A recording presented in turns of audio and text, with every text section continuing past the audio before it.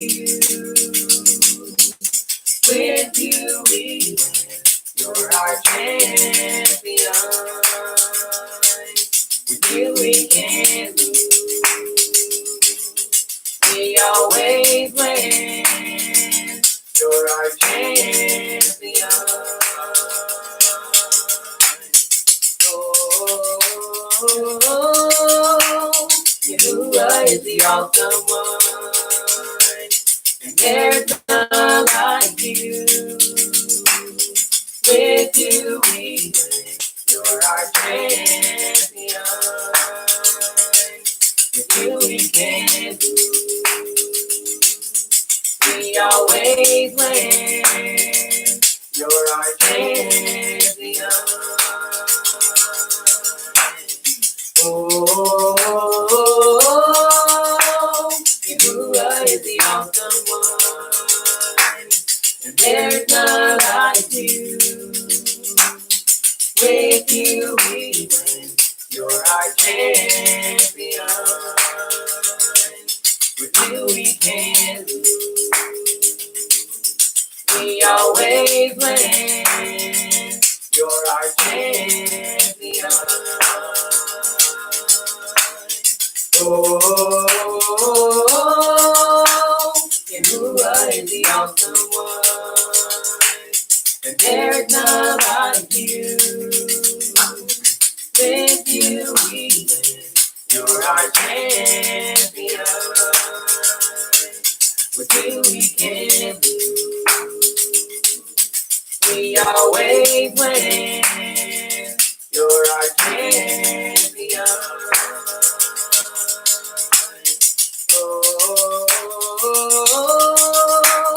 Yahuwah is the awesome one, and there's none like you. With you we win. You're our champion.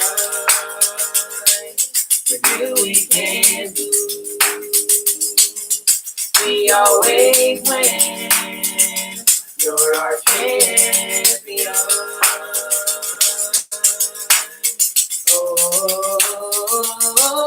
You're our champion. Yahuwah is the awesome one, and there is none like you. With you we win. You're our champion. With you we can't lose. We always win. You're our champion. Oh, Yahuwah is the awesome one, and there is none like you. With you we win. You're our champion. With you we can't lose. We always win. You're our champion. Oh, Yahuwah is the awesome one, and there is none like you. With you we win. You're our champion. With you we can't lose. We always win. You're our champion. Oh, Yahuwah is the awesome one, and there is none like you. With you we win. You're our champion. With you we can't lose. We always win. You're our champion. We always win. You're our champion. Oh, Yahuwah is the awesome one, and there is none like you. With you we win. You're our champion. With you we can't lose. We always win. You're our champion. Oh, Yahuwah is the awesome one, and there is none like you. With you we win. You're our champion. With you we can't lose. We always win. You're our champion.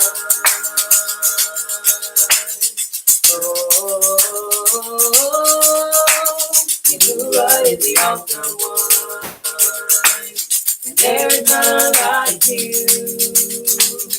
With you we win. You're our champion. With you we can't lose. We always win. You're our champion.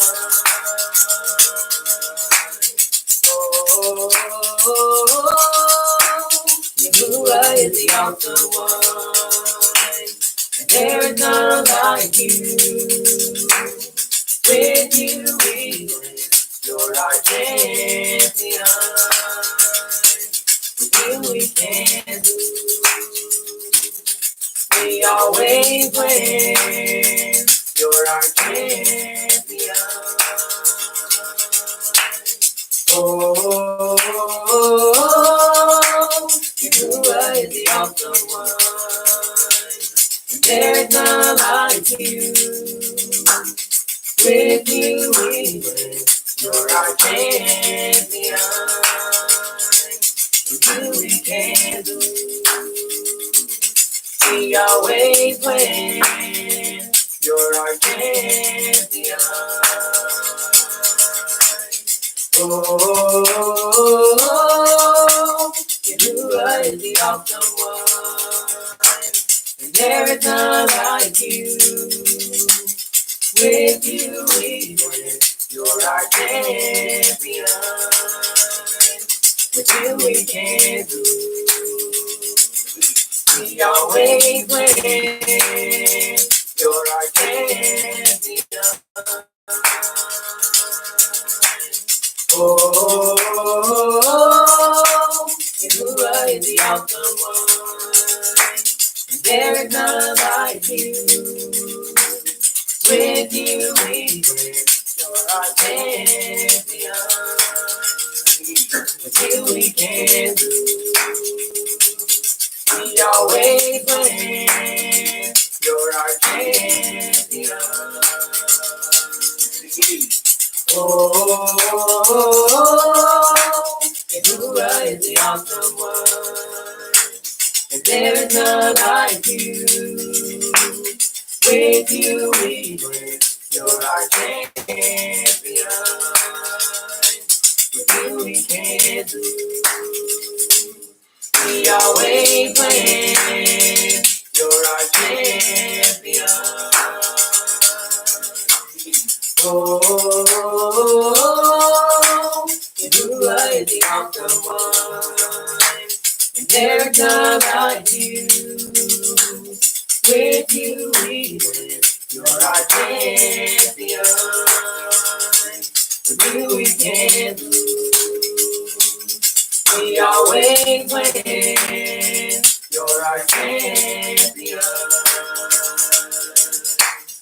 Oh,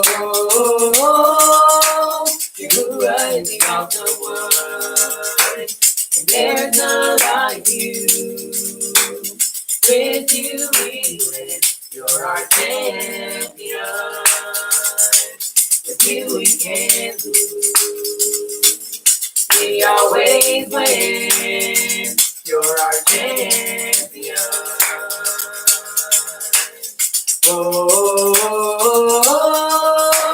Yahuwah is the awesome one, and there's none like you.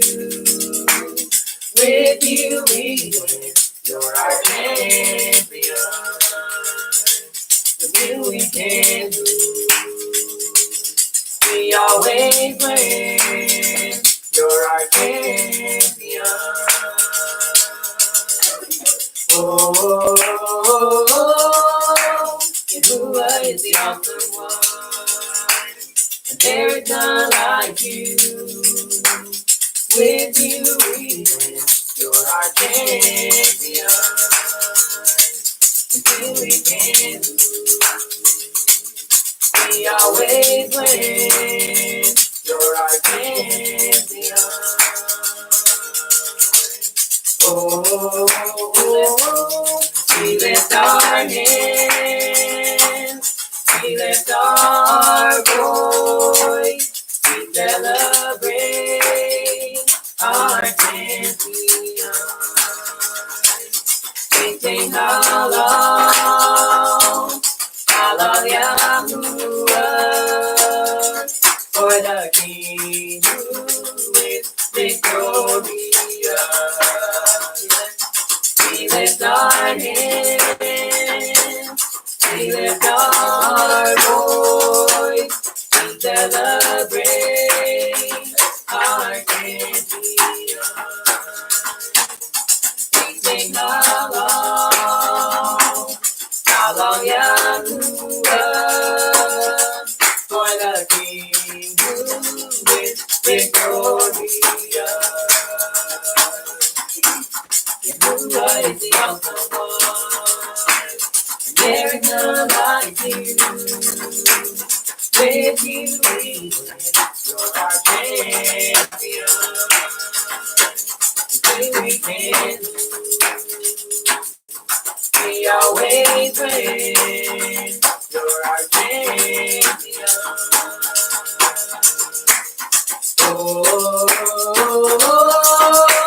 Yahuwah is the awesome one, and there is none like you. With you we win, you're our champion. With you we can, we always win, you're our champion.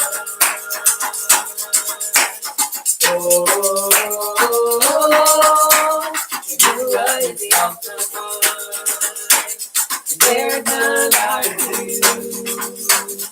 With you we win, you're our champion. With you we can, we always win, you're our champion. Yahuwah is the awesome one, and there is none like you.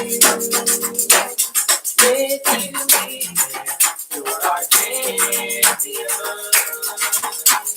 With you we can, we always win, you're our champion.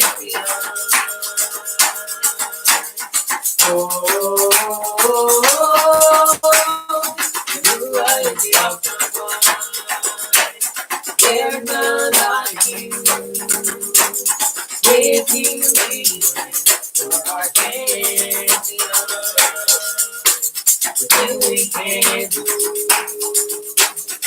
we always win, you're our champion.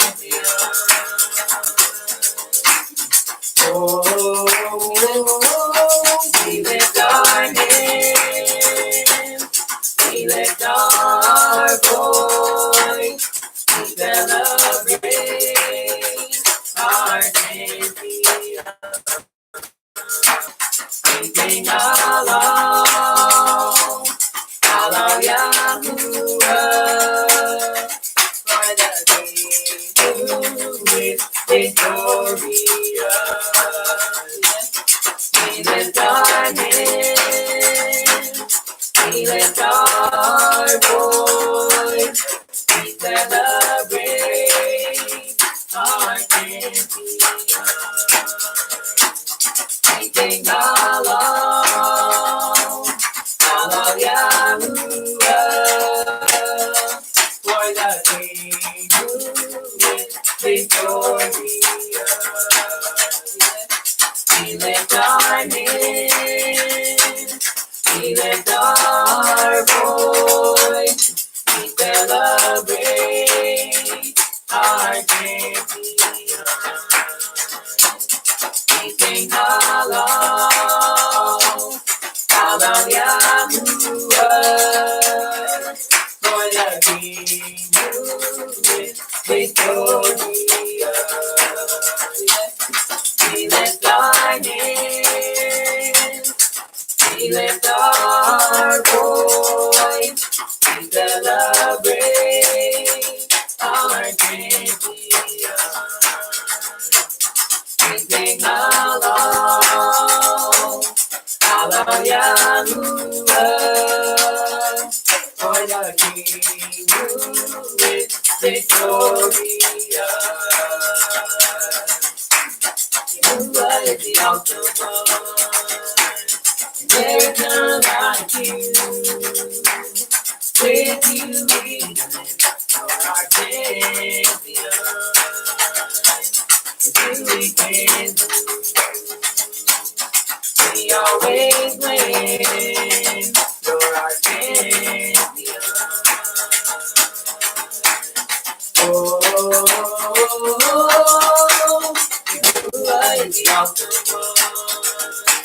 and there is none like you. With you we live, our champion. With you we can, we always win.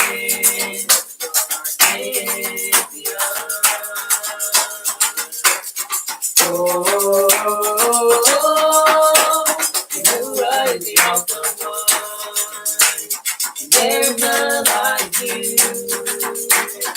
With you we live, you're our champion. With you we can, we always win. You're our champion. Oh, Yahuwah is the awesome one. And there's none like you. With you we live, you're our champion. With you we can, we always win. You're our champion. Oh, Yahuwah is the awesome one. And there's none like you. With you we live, you're our champion. With you we can, we always win. You're our champion. Oh, Yahuwah is the awesome one. And there's none like you. With you we live, you're our champion. With you we can, we always win. You're our champion. Oh, Yahuwah is the awesome one. And there's none like you. With you we live, you're our champion. With you we can, we always win. You're our champion. Oh, Yahuwah is the awesome one. There's none like you. With you we live, you're our champion. With you we can, we always win. You're our champion. Oh, we lift our hands, we lift our voice, we celebrate our champion. We sing halal, hallelujah, for the King who is victorious. We lift our hands, we lift our voice, we celebrate our champion. We sing halal, hallelujah, for the King who is victorious. We lift our hands, we lift our voice, we celebrate our champion. We sing halal, hallelujah, for the King who is victorious. We lift our hands, we lift our voice, we celebrate our champion. sing how long Yahuwah, for the King who is victorious. Yahuwah is the awesome one, and there is none like you. With you we live, you're our champion. With you we can do. We always win. You're our champion. Oh,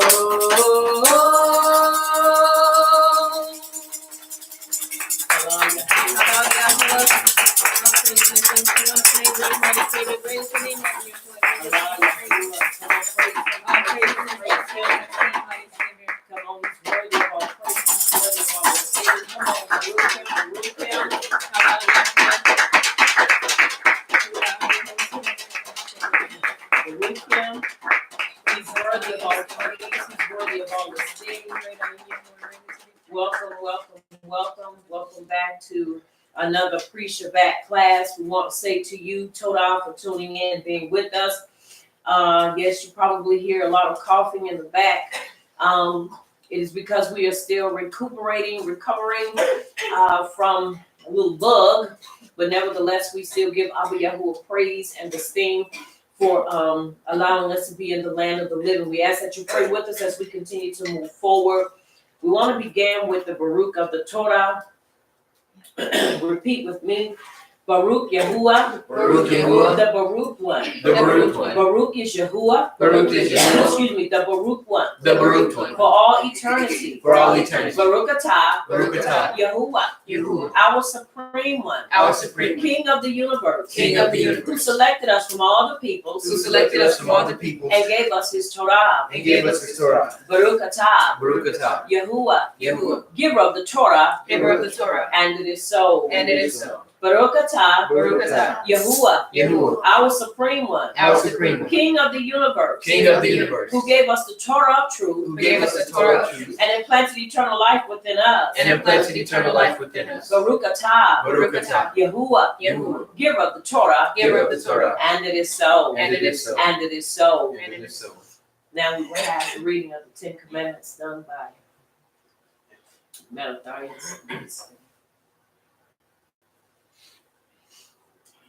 25 verses 6 to 22. Aleph. I am Yahuwah, your power, which brought you out of the land of Mizraim from the bed of slavery. That you shall have no other power before me. You shall not make you any graven image or any likeness of anything that is in Shemayim above, or that is in the earth beneath, or that is in the mind beneath the earth. You shall not bow down yourself unto them nor serve them, for I, Yahuwah, your power, am a jealous power, visiting the iniquity of the hours upon the children unto the third and fourth generation of them that hate me, and showing mercy unto thousands of them that are hard me and keep my commandments. Gimel. You shall not take the name of Yahuwah your power and falsify it, for Yahuwah will not hold him guiltless that takes his name and enters it. Dalet, guard the Sabbath day to set it apart, as Yahuwah your power has commanded you.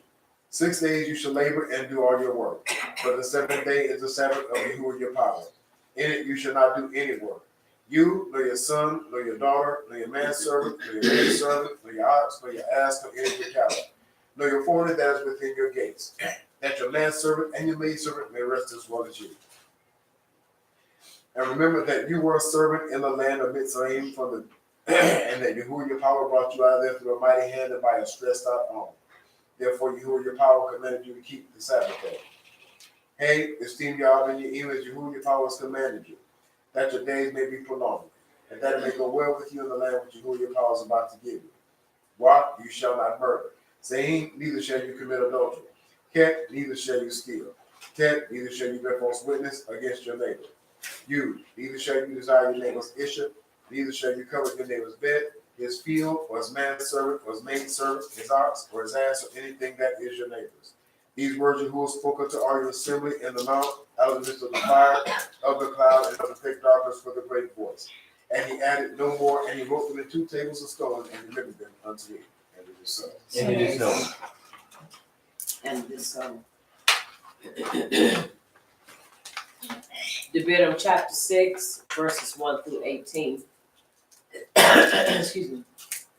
These are the commandments, the statutes, and the judgments which Yahuwah your power commanded to teach you, that you might do them in the land where you are going to enter and possess it, that you might fear Yahuwah your power to keep all his statutes and his commandments which I command you, you and your son and your grandson, all the yamim of your life, and that your yamim may be prolonged. Hear therefore, O Yasharal, and observe to do it, that it may be well with you, and that you might increase mightily as Yahuwah of your Abbas has promised you in the land that flows with milk and honey. Shema Yasharal, Yahuwah is our power, Yahuwah is a God. Hear, O Yasharal, Yahuwah is our supreme one, Yahuwah is a God. And you shall ahab Yahuwah your supreme one with all your heart and with all your soul and with all your might. And these words which I command you this yom shall be in your heart. And you shall teach them diligently unto your children, and shall talk of them when you sit in your bed, and when you walk by the way, and when you lie down, and when you rise up. And you shall bind them for a sign upon your hand, and they shall be as frontlets between your eyes. Excuse me. To fall. To what? Bind to the mind. To bind to the mind. And you shall write them upon the posts of your bed and on your gates. And it shall be when Yahuwah your power shall have brought you into the land which you swore unto your fathers, to Abraham, to Isaac, and to Yaakov, to give you great cities which you did not build, houses full of all great things which you filled not, and wells dug which you did not dig, vineyards and olive trees which you did not plant. When you shall have eaten and be full, then beware lest you forget Yahuwah, which brought you forth out of the land of Mitzrayim, from the bed of slavery. Excuse me. You shall fear Yahuwah your power, and serve him, and shall swear by his name. You shall not go after the power of the people which are round about you. For Yahuwah your power is a jealous power among you, lest the anger of Yahuwah your power be kindled against you, and he destroy you off the face of the earth. You shall not tempt Yahuwah your power as you tempted him in Massah. You shall diligently keep the commandments of Yahuwah your power, and his testimonies and his statutes, which he has commanded you. And you shall do that which is right in the sight of Yahuwah, that it may be well with you, and that you may go in and possess the great land which Yahuwah your power swore unto your fathers, and it is so. And it is so. And it is so. Let us have a song, please.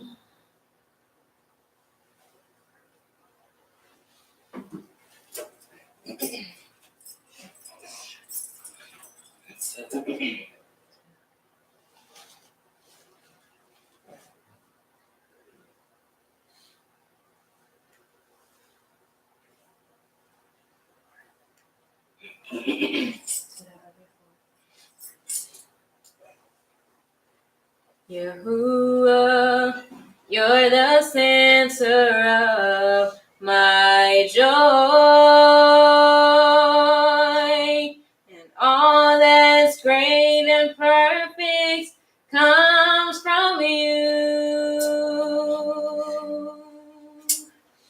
You're the heart of my contentment, oh, for all I do.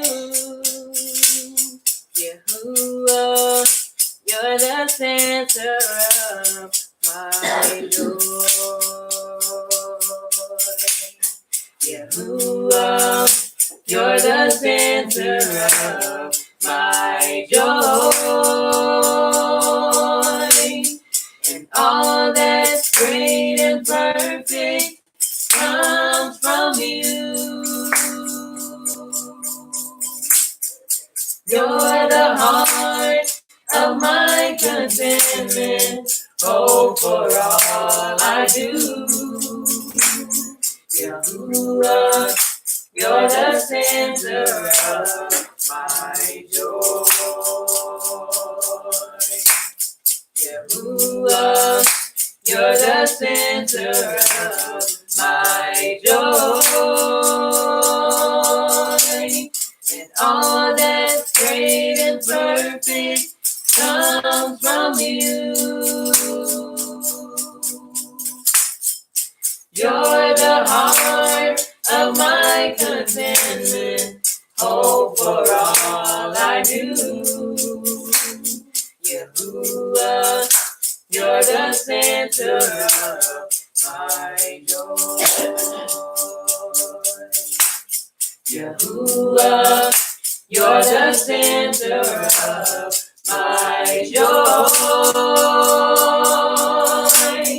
And all that's great and perfect comes from you.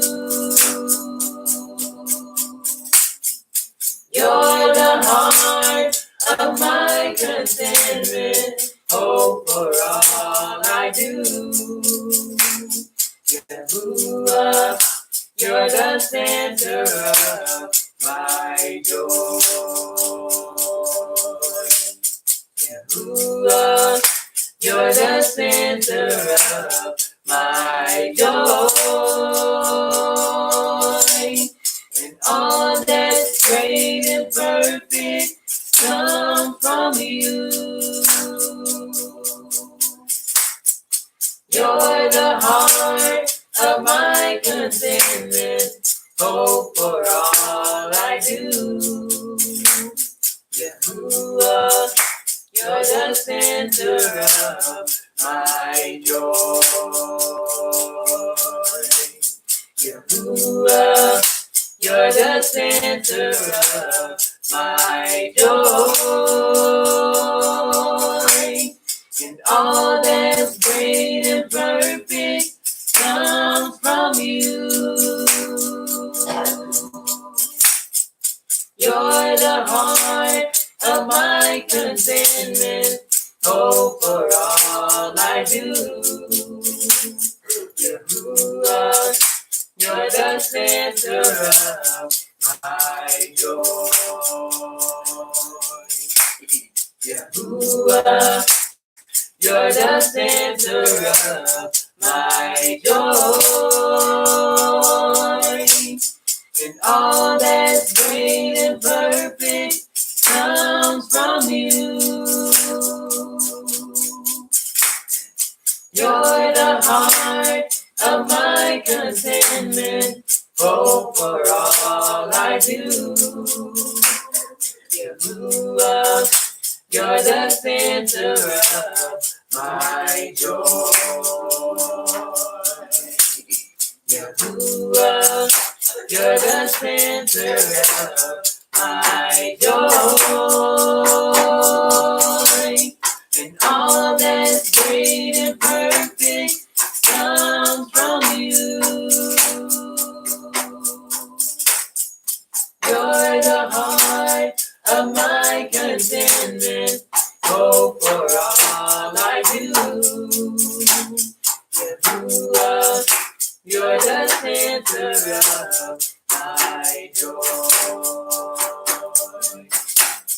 Yahuwah, you're the center of my joy. And all that's great and perfect comes from you.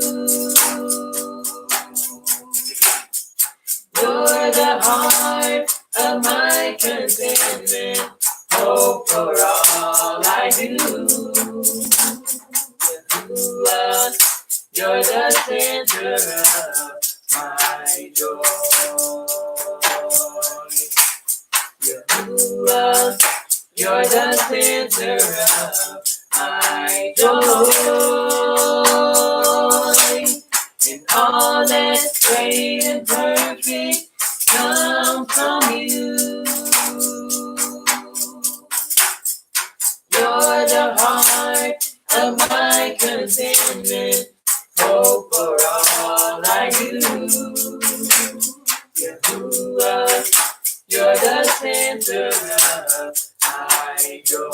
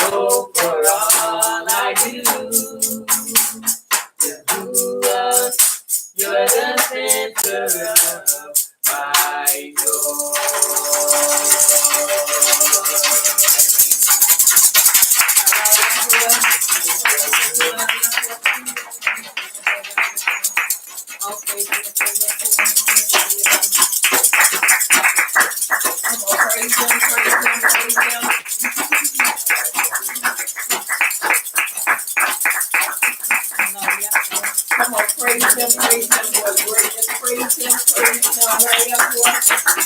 Somebody have more than your word, your worthy. Praise him. Because who he is worthy. In spite of everything that's going on, in spite of how many of us may be feeling in our bodies, we still give him praise because he is worthy of all praise. He's worthy of all esteem. And so we do esteem him. And at this time, we want to turn our attention to Yahushua, the son of Nun. And it is so. And it is so.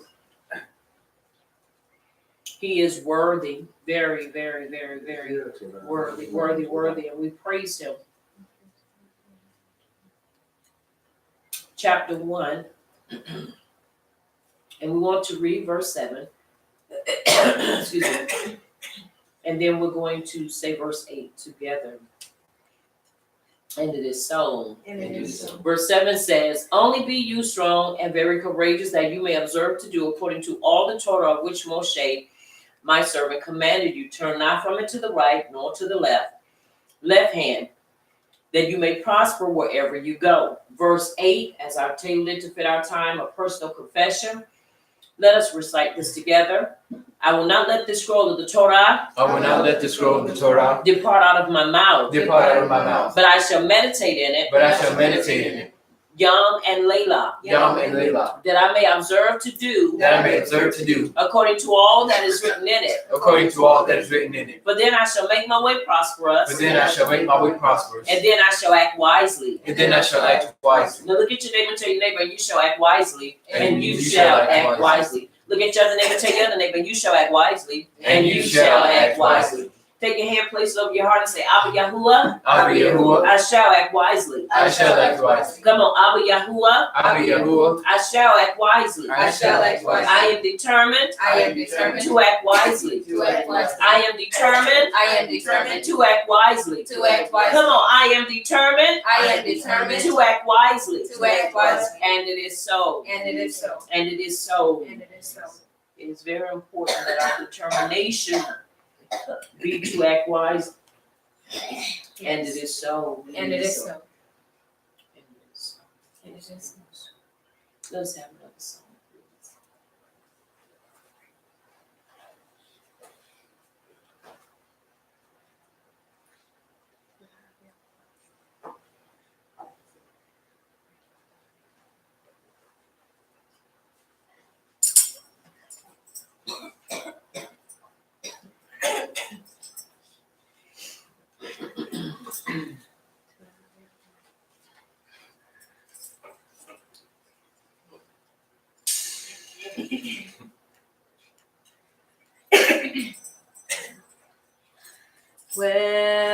Welcome into this place.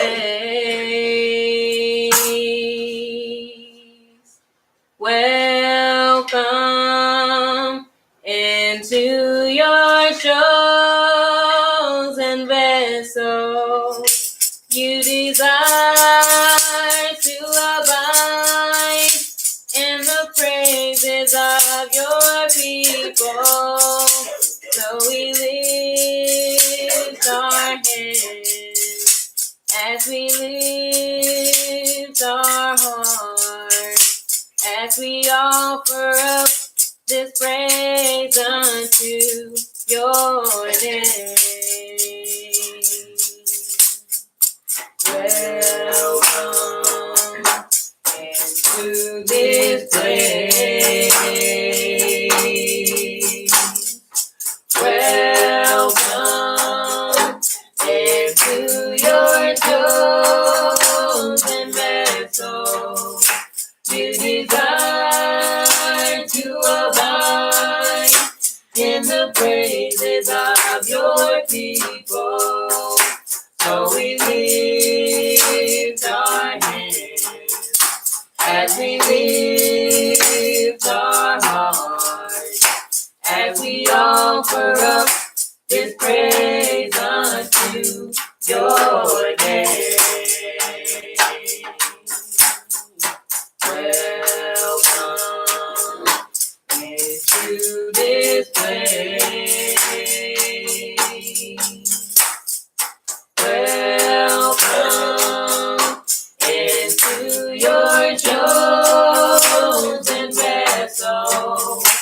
You desire to abide in the praises of your people.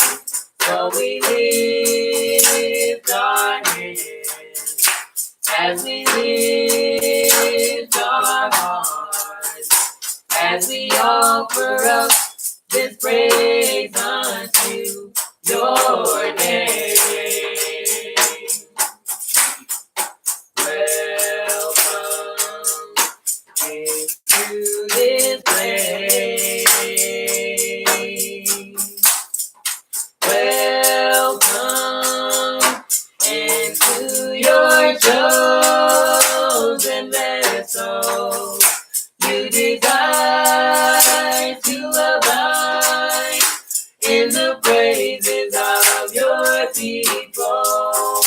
So we lift our hands as we lift our hearts, as we offer up this praise unto your name.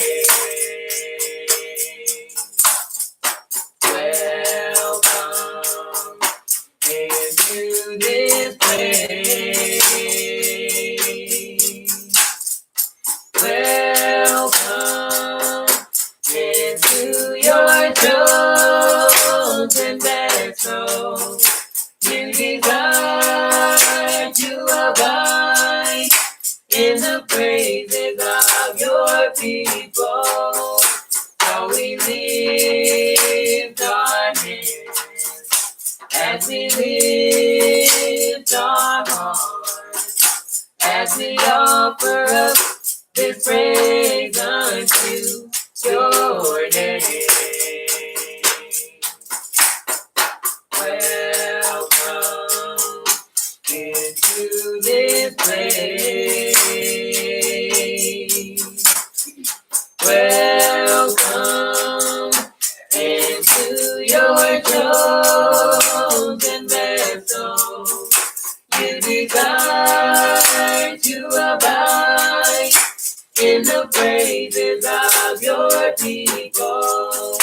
So we lift our hands as we lift our hearts, as we offer up this praise unto your name.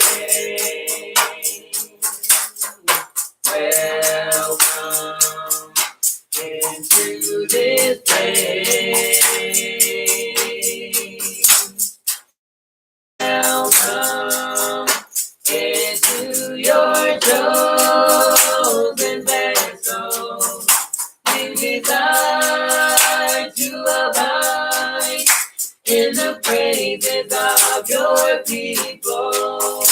So we lift our hands as we lift our hearts, as we offer up this praise unto your name. Welcome into this place. Welcome into your chosen vessel. You desire to abide in the praises of your people. So we lift our hands as we lift our hearts, as we offer up this praise unto your name. Welcome into this place. Welcome into your chosen vessel. You desire to abide in the praises of your people. So we lift our hands as we lift our hearts, as we offer up sing praise unto your name. Come on, lift the praise up unto your name. We make you want to sing praise. Come on, lift the praise up unto his name. We praise you, we adore you. Allah, Yahuwah, you're worthy, you're worthy, you're worthy, you're worthy. He's worthy of all praise, he's worthy of all praise. Yes, he is, he's worthy, he's worthy. And we do praise him for that and so much more. For life, for health, for strength, for determination, for instructions, guidance, for keeping us and not allowing it to be worse than what it is. We appreciate him. The writings tell us, give thanks unto Abba Yahuwah, and in everything give thanks. And so it's important that we give thanks unto him and that we show him our appreciation, no matter where we find ourselves, and no matter where we find ourselves, and no matter what we find ourselves facing. It is important that we ever be grateful that it's not as bad as it could be. That it is not as bad as it could be. So we appreciate him for keeping us. Mishlei 15:8, the sacrifice of the wicked is an abomination, hateful, and exceedingly offensive unto you, Abba Yahuwah. But the prayer of the upright, it is your delight. Mishlei 3:4, so shall you find great understanding and high esteem in the sight of Yahuwah and man. Excuse me, and man, and it is so. And it is so. Tehillim 1:1. Baruch is the man that walketh not in the counsel of the unrighteous, nor standeth in the way of sinners, nor sitteth in the seat of the scornful. But his delight is in the instructions of Abba Yahuwah, and he doth meditate upon it, and it is so. And it is so. Ibram 11:6. But without belief it is impossible to please him. For he that cometh to Yahuwah must believe that he is, and that he is a rewarder of them that diligently seek him. And it is so. And it is so. Tehillim 34:15. The eyes of Yahuwah are upon the upright, and his ears are open unto our cry. Verse 17, the upright cry, and Yahuwah heareth and delivereth them out of all their troubles. And it is so. And it is so. Masa 1:8, but we shall receive power after that, the Ruach HaKodesh has come upon us, and we shall be witnesses unto him both in Jerusalem and all Judea and in Shamar and unto the uttermost part of the earth. Very important that we make that personal. Because I said it and I'll say it again. The thing that all of us are commissioned and commanded to do, and that is to be a witness. He never said that we would all be teachers, but he did say in Masa 1:8 that we would all be witnesses after we did what? After we received the power of the Ruach HaKodesh. And so that's what we are to be, no matter where you are. It's to be a witness. Ayah 33:4, the Ruach HaKodesh of Yahuwah hath made me, and the breath of the Almighty hath given me life. Somebody said he's a life giver. He's a life giver. Say it again, he is a life giver. He is a life giver. Yes, he is. Micah 3:8, but truly I am full of power by the Ruach HaKodesh of Yahuwah, and of judgment of might to declare unto Yaakov his transgression, and to Yasharal his sin. And it is so. And it is so. And it is so. Excuse me. Very important for us to understand. I want to read this, and then we're going to move to the next things. When belief is broken down, the foundations of our relationship with him give way, and the entire structure of our experience falls. It's very important. Why is it important for us to focus on this? Because everything the enemy does, his plot in life and his plan in life, in your life and in mine, is to get us to a point that we don't believe in the Abba. And if we don't believe, I said we does, if we don't believe, and we stop believing, then guess what happens? We've just thrown in the fight. We've just thrown in the towel. Anybody that is familiar with boxing understands that when a person is in the corner and the trainer and those that are in that boxer's corner, if they feel that that fighter cannot come back up and cannot win or cannot defend themselves, what do? They toss in that white towel. Why? Because that's a form of what? Surrender. We're not in it to surrender. We're not in it to surrender, period. The saying goes, with whatever form of military branch you're in, Air Force, Navy, Marine, the retreat, you say what? Hell no. Are y'all following me? Yes. We don't retreat. No matter what's going on in our lives, we do not retreat. That's not the route we take. Yes, it gets frustrating, and yes, it gets a little tight at times. Excuse me, but to retreat, hell no, it's not in me to retreat. And it should never be in you to retreat. And so it's important that we realize that we cannot allow the enemy to steal our belief. That's right. And and the thing of it is, you have to understand that is his focus every Layla and every Yamim. Every morning, every Yom, every Yamim, days, weeks, months, years. It is his desire and it is his goal to break down our belief Right. so that we do not believe in the Abba. And when we stop believing in him, we can go ahead on and kiss it goodbye, because without him, we're nothing. The song says, it's in him that I live, move, and have my very being. I'm nothing without him. And so we are nothing without him. And so it is important that we remember that we are nothing without him. And without the example of Yahushua Mashiach, we really would not know how to live for the Abba. Yehukanan Aleph 5, verses 3 through 15. And it reads, for this is the Ahab for Yahuwah, that we guard his commands. And his commands are not difficult, because everyone, having been begotten of Yahuwah, overcomes the world. And this is the overcoming that has overcome the world, our belief. Who is the one who overcomes the world but he who believes that Yahush is the son of Yahuwah? This is the one that came by water and blood. Yahush Mashiach, not only by water, but by water and blood. And it is the Ruach who bears witness, because the Ruach is the truth. Because there are three who bear witness, the Ruach and the water and the blood. And the three are in agreement. If we receive the witness of men, the witness of Yahuwah is greater, because this is the witness of Yahuwah which he has witnessed concerning his son. The one who believes in the Son of Yahuwah has the witness in himself. The one who does not believe Yahuwah has made him a liar, because he has not believed the witness that Yahuwah has given concerning his son. And this is the witness that Yahuwah has given us eternal life. And this life is in his son. The life is in his son. Just like you have to understand, the life is in the what? Blood. Very important that we understand that.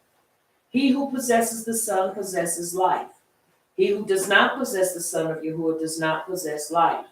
I have written this to you who believe in the name of the Son of Yahuwah, so that you know that you possess everlasting life. And so that you believe in the name of the Son of Yahuwah, and this is the boldness that we have in him, that if we ask whatever according to his desire, he hears us. And if we know that he hears us, whatever we ask, we know that we have the petitions that we have asked of him.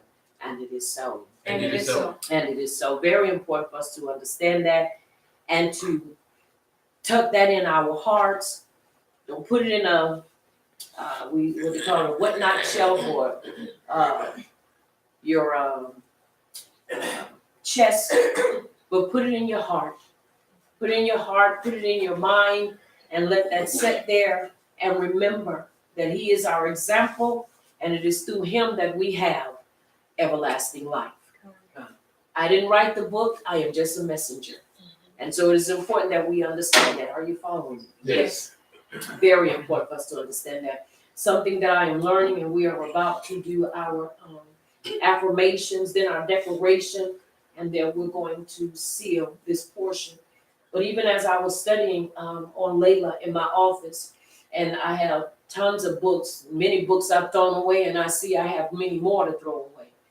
And the reason I say this, and the reason why I'm going to take this pause to interject this, is because one of the things that I am finding is that a lot of information out there is not healthy information. That's right. I want to say that again. A lot of information that has been made accessible is not healthy information. There are books that you can buy a dime a dozen, and these books have a lot of stuff that contradicts our way of life. As I said, as I was studying on Layla, and I was looking over a lot of things, and I began to run across many of things in certain books, and I'm like, okay, but if you leave this open, or you say that this is basically, you have a lot of theologians, a lot of teachers out there that once they get to a point and they feel like they've reached or exhausted all of their means, then it's ended, it's closed. There's no further reason, or there's no other door for research.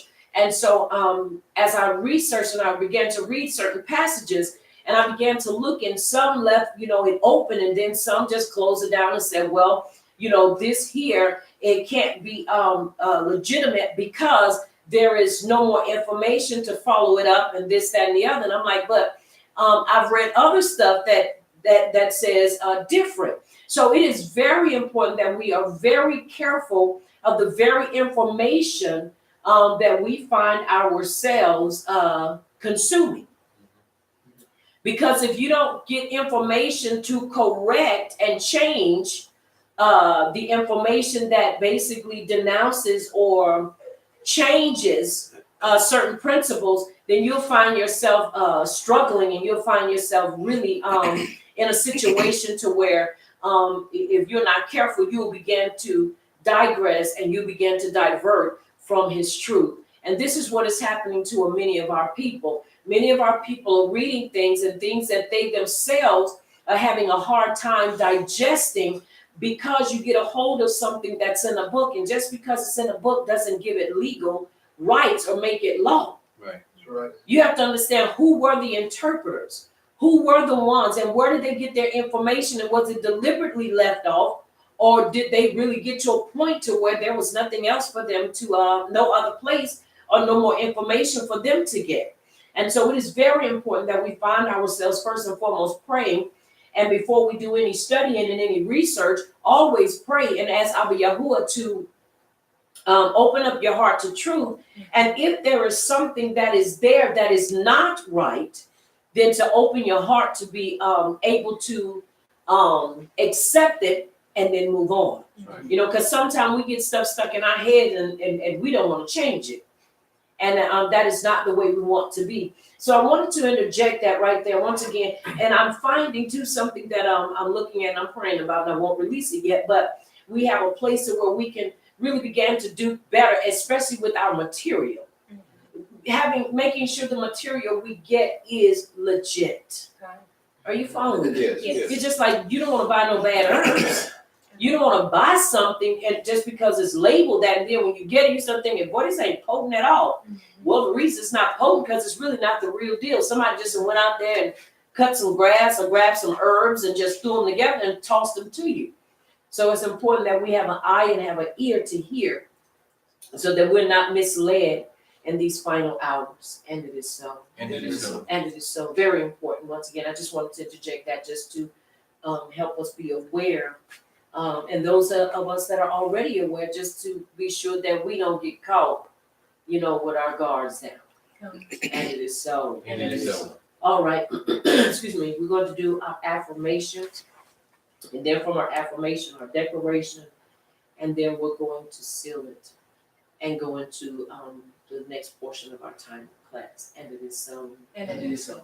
All right, repeat with me. I purpose to develop my ruach. I purpose to develop my ruach. I purpose to walk in the light of Torah. I purpose to walk in the light of Torah. I am Ibram. I am Ibram. I am born again. I am born again. I am Ibram. I am Ibram. I have the life and nature I have the life and nature of Yahuwah in my ruach. of Yahuwah in my ruach. That life is That life is the Torah of Yasharal. the Torah of Yasharal. I purpose to walk in I purpose to walk in the Torah of life. the Torah of life. Yahuwah's Torah, Yahuwah's Torah, Yahush, Yahush, is in me. is in me. Yahuwah's knowledge Yahuwah's knowledge is in me. is in me. Yahuwah's Ahab Yahuwah's Ahab is in me. is in me. Yahuwah's power Yahuwah's power is in me. is in me. Yahuwah's wisdom Yahuwah's wisdom is in me. is in me. He is teaching me. He is teaching He me. is leading me. He is leading me. I am a child of Yahuwah. I am a child of Yahuwah. The Ruach The Ruach HaKodesh HaKodesh of Yahuwah of Yahuwah in me is leading me. in me is leading me. I'll follow her leading. I'll follow her leading. I'll walk in the Torah. I'll walk in the Torah. Yahush, Yahush, our Mashiach. our Mashiach. And it is so. And it is so.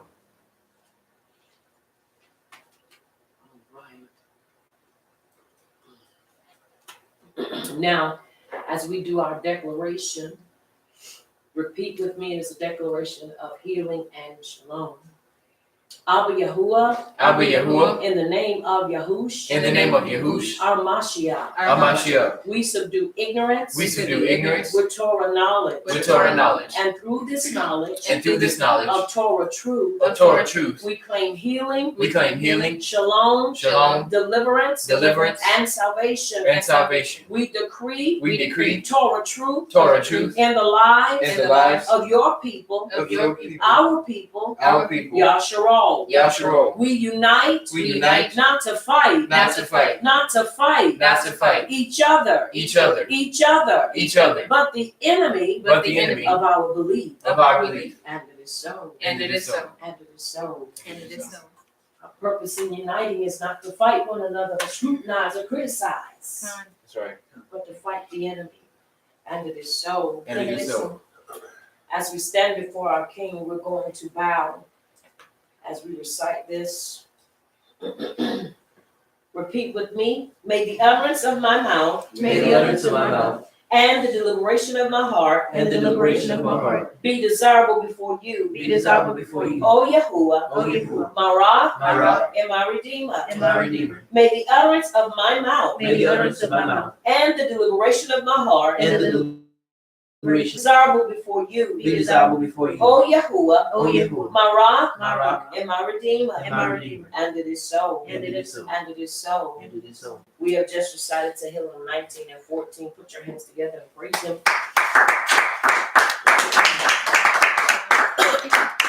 You may be seated in His presence.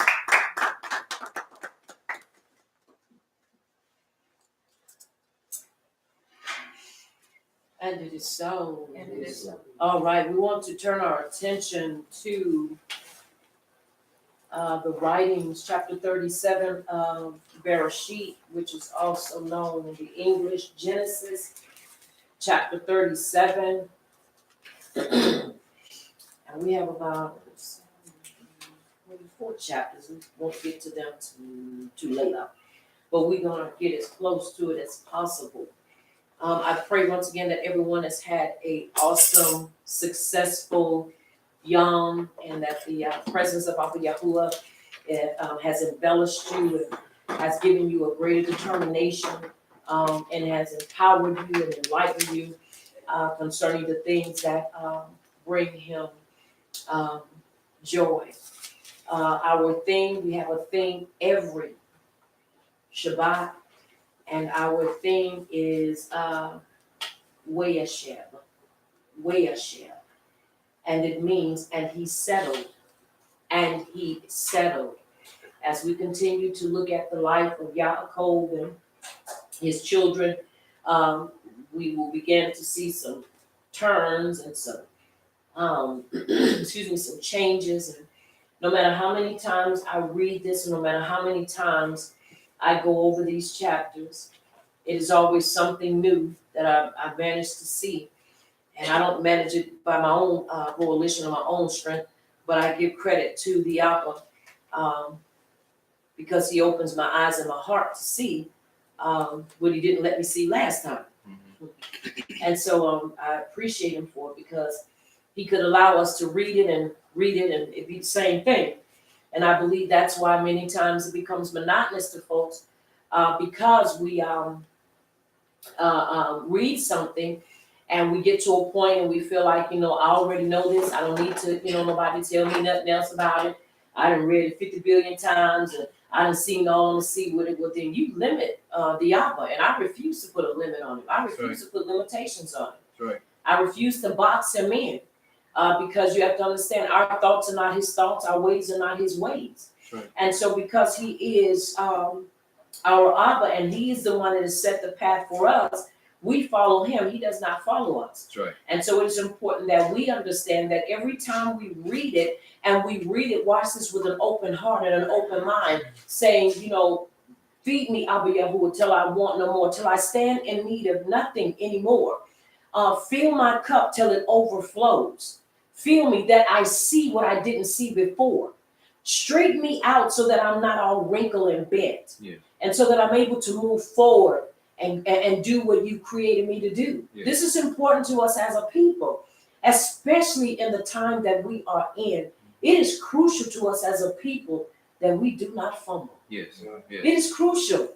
And with everything pressing and pushing upon us, this is why we got to stay locked in. That's right. You know, say lock, lock and load. Yes. You got to be ready, and we have to be ready. And so it is important that we learn the ways of our ancestors so that we don't repeat the mistakes they did. We don't commit the sins they committed. It's one thing to make a mistake. It's another thing to repeat the sin. And so we don't want to be doing that. And so it's important that we gird ourselves up, gird our loins up with this truth, That's right. and move forward in everything that He's given us, given unto us to do. And while we're doing it, help someone along the way, so that we can make full proof of that what He's given unto us, and that is to be a witness each and every Layla, That's right. and each and every Yom. And it is so. And it is so. All right, we're going to begin with chapter 37, and we're going to read 8 verses. Yes, we're going to read 8 verses, beginning at verse 1.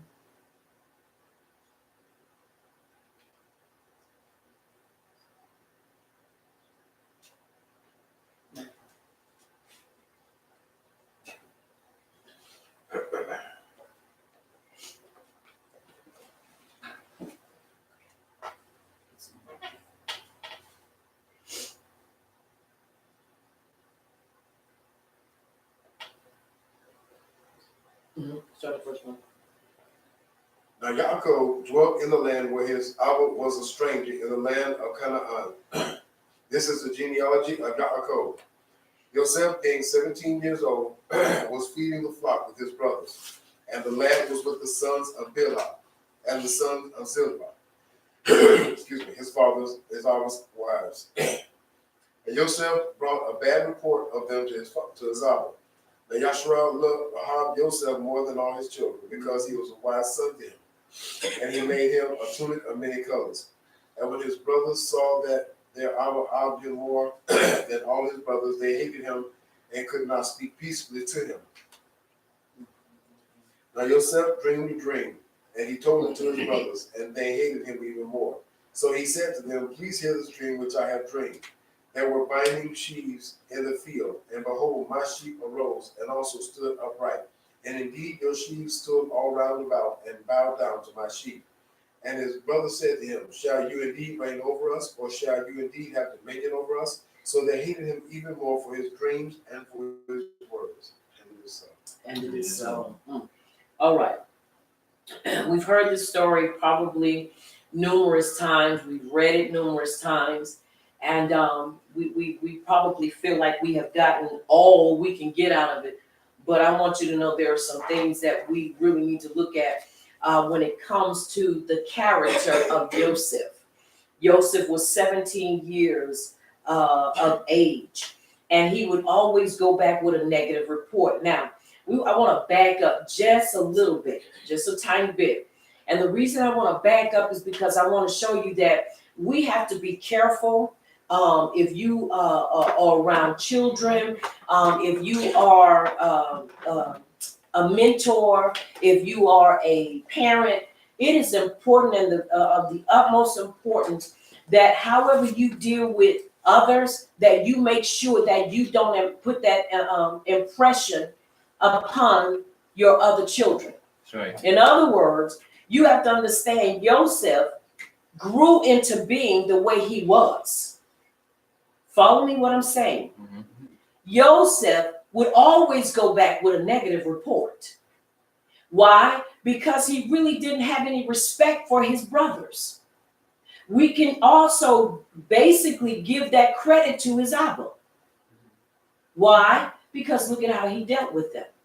Now you have to understand, Leah, Belial, and the other handmaiden, Micah, these were handmaidens and his other wife. But Ribkah, Ribkah, I will make sure, Rachel. Yeah, Ribkah, yeah, Rachel. Raquel. I always get them two mixed up. All right. Raquel. Y'all work with me now. Raquel. Now, the thing of it is that when he lost the Ahab of his life, you have to understand, he spent more time with the children that he had brought forth with her. Mhm. Even though he already had young adult sons. Sons never get too old to be fathered. Right. Are y'all following me? Yes. They never get too old to be fathered. They never get too old to be Ahab, to be talked to be taught and dealt compassionately. And this is where we began to see human error.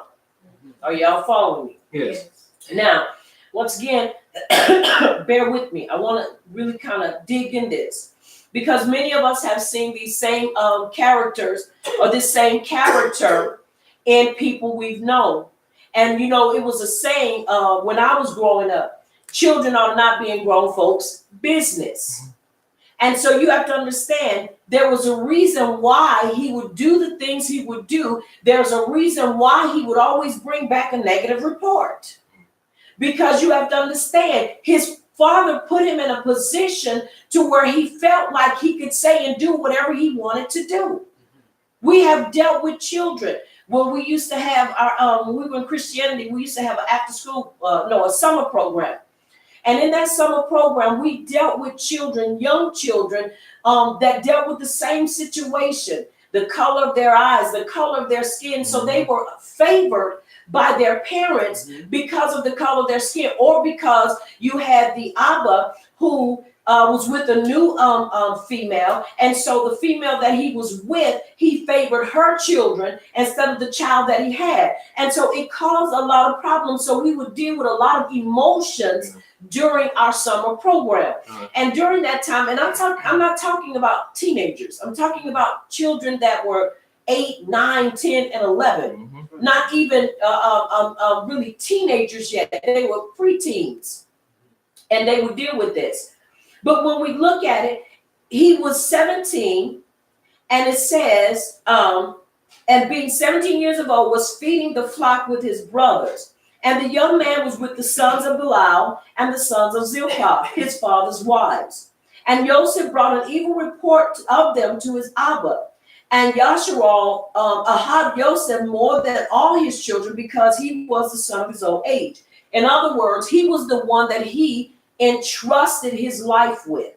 So now that he's at an age where all of his finances would be handled, everything that concerned him would be handled by Joseph. Right. Not Reuben, but Joseph. Because they basically were reduced to being sons, but they were more or less, cattle handlers, or they were handling the cattle per se.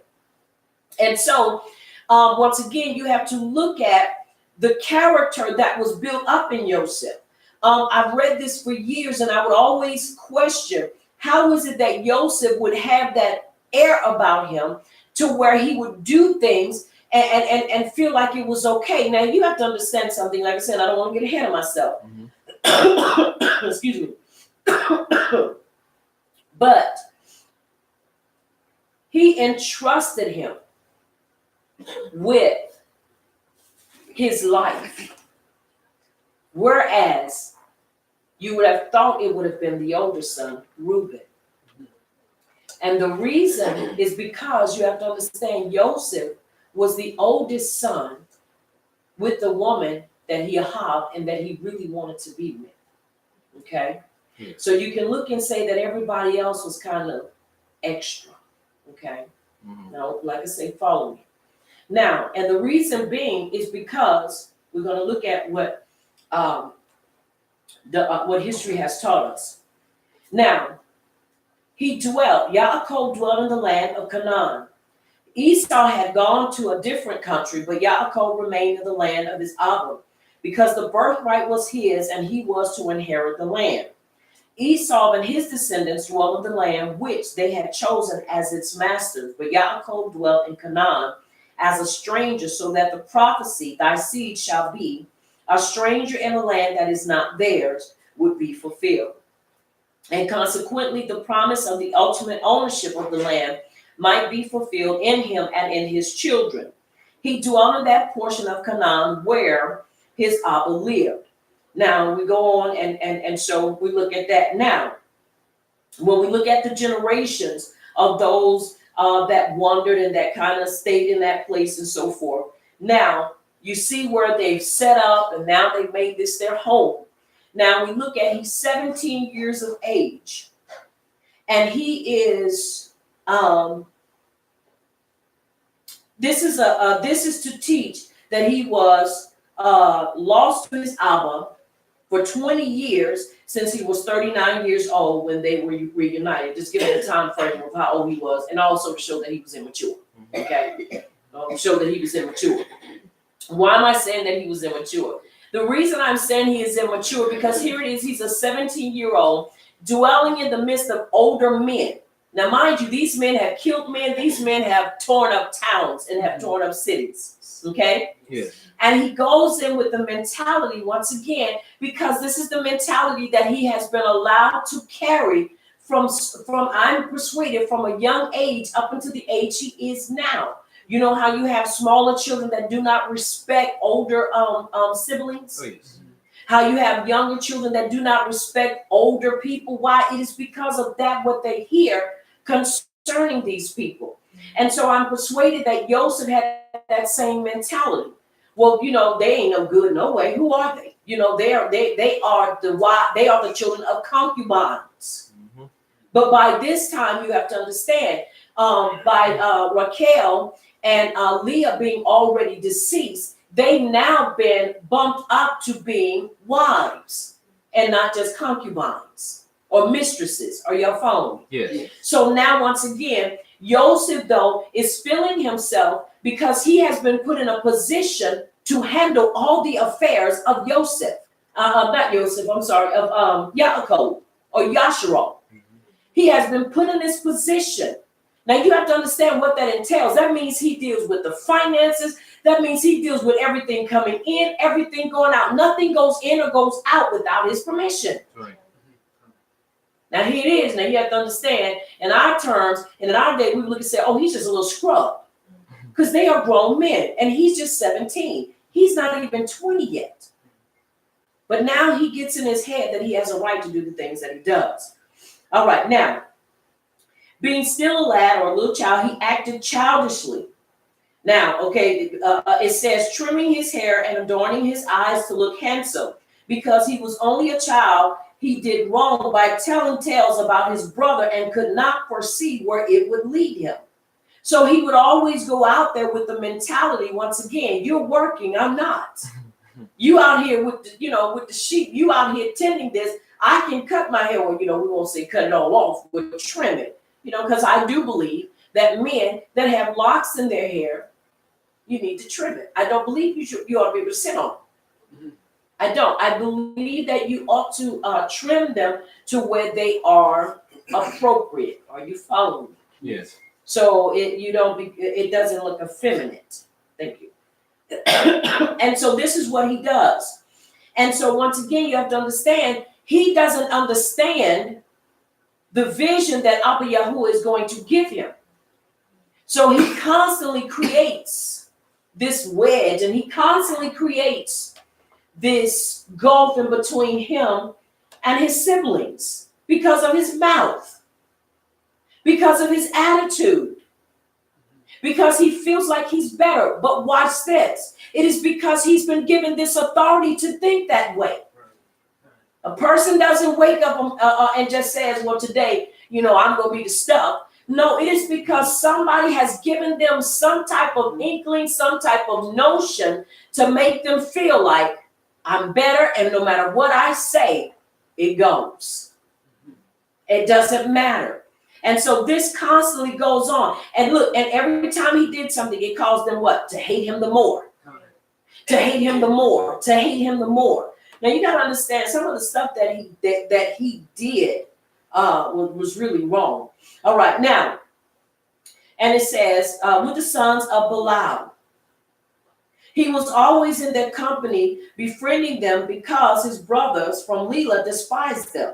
Joseph spent his youth with the sons of Belial. This caused his brothers to hate him.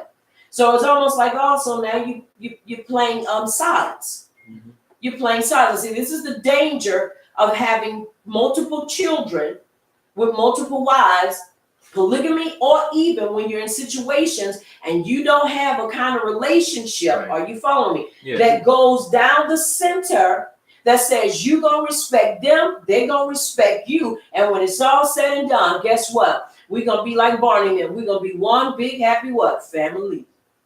Are you hearing me? Yes. This is important for us to understand.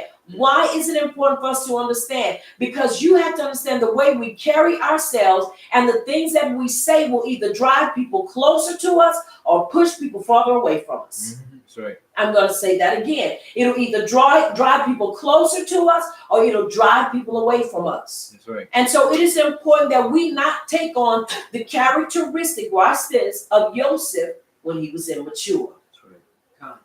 See, we can say that while he was immature.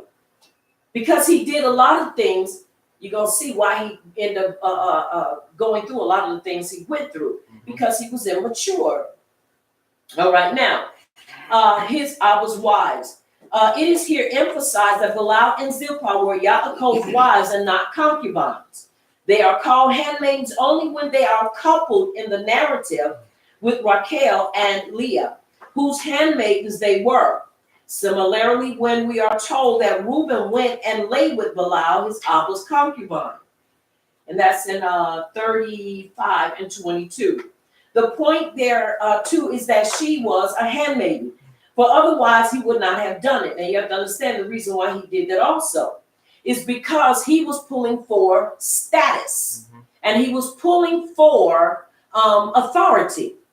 And this is why he did that. One, I truly believe that he did it is because he wanted status and he was basically challenging, like when a son challenges the king for the throne, he was basically challenging his Abba.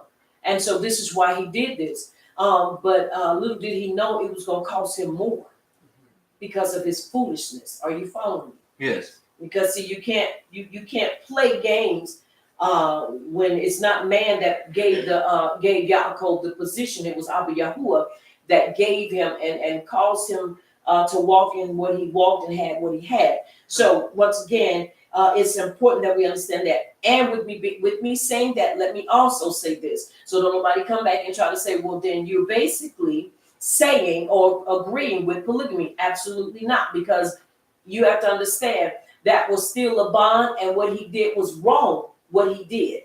But Yahuwah is able to take every situation, and he's able to utilize that situation. Right. Are y'all following me? Yes.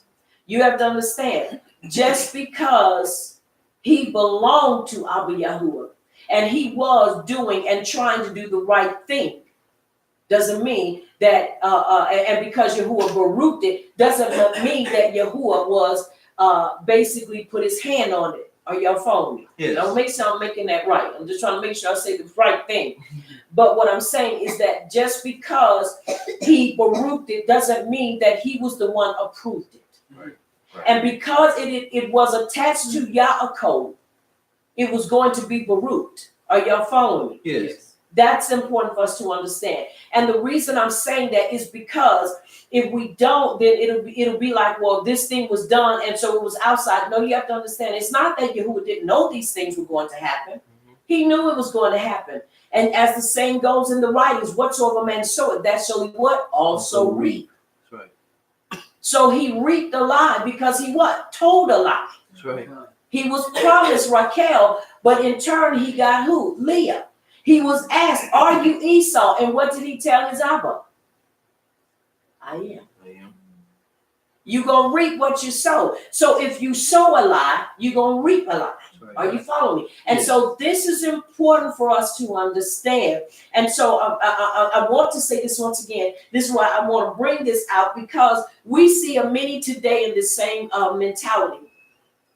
And it's bad, but we do. We see a lot of us today in the same mentality. Oh, yeah. We get the mentality, I'm better. We get the mentality, that I know what tribe I'm from. I'm from Yehuda. And I have nothing against if you from Yehuda, that's awesome. If you from Simeon, that's awesome. If you from Dan, that's awesome. If you from Ephraim, that's awesome. If you are from Shimeon, that is awesome. That's right.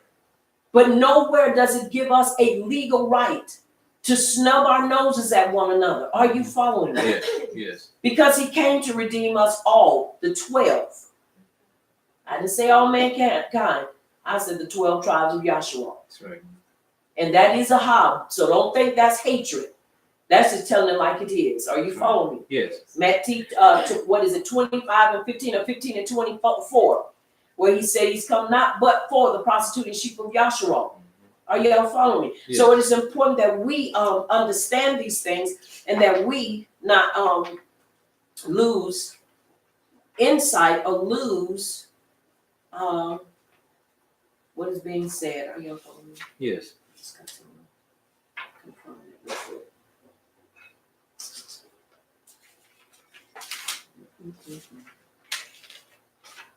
And just 15.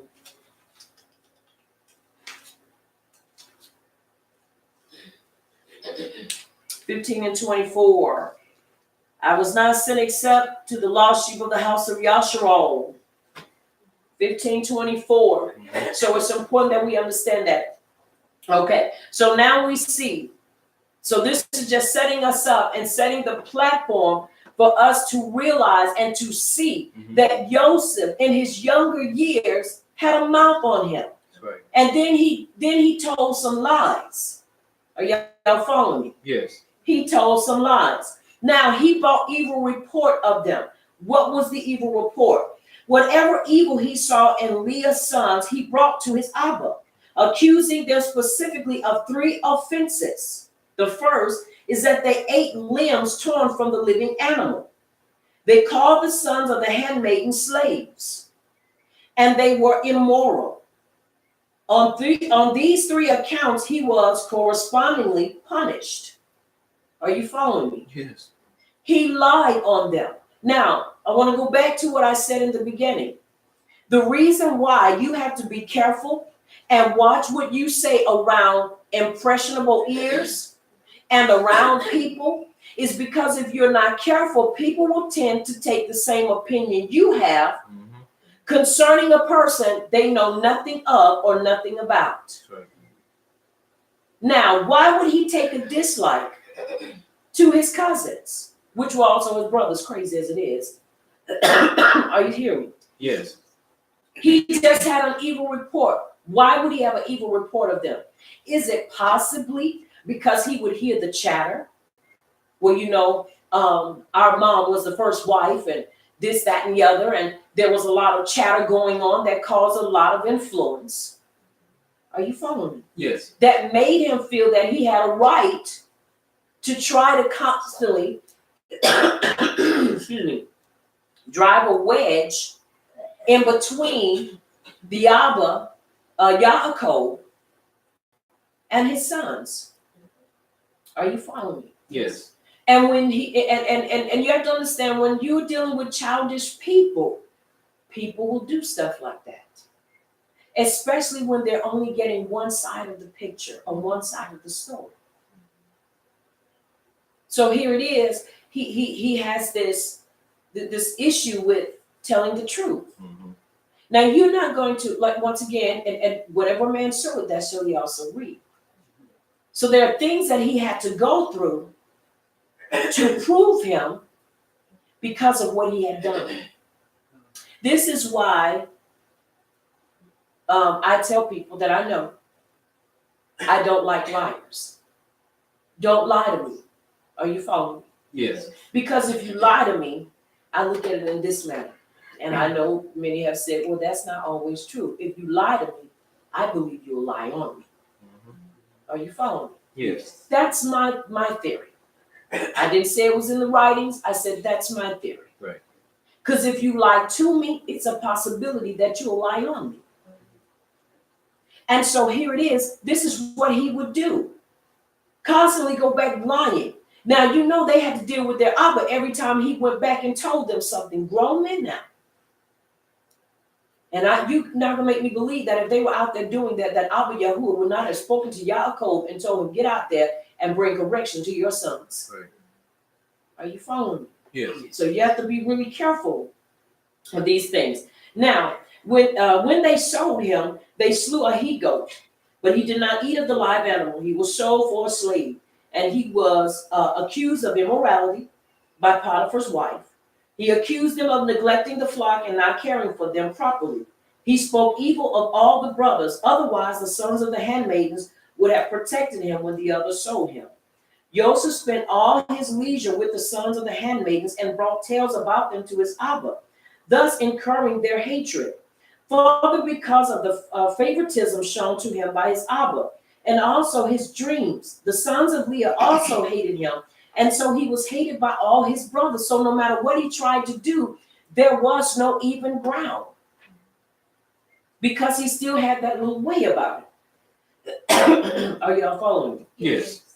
All right. Now he ahabed Joseph, and we already know that made them even more so jealous. You don't even have to go back into when he was a young lad, just being known at 17, and he's doing all this. And ain't no telling what type of baby he was. He probably was spoiled rotten, because you can look at the way he carries himself.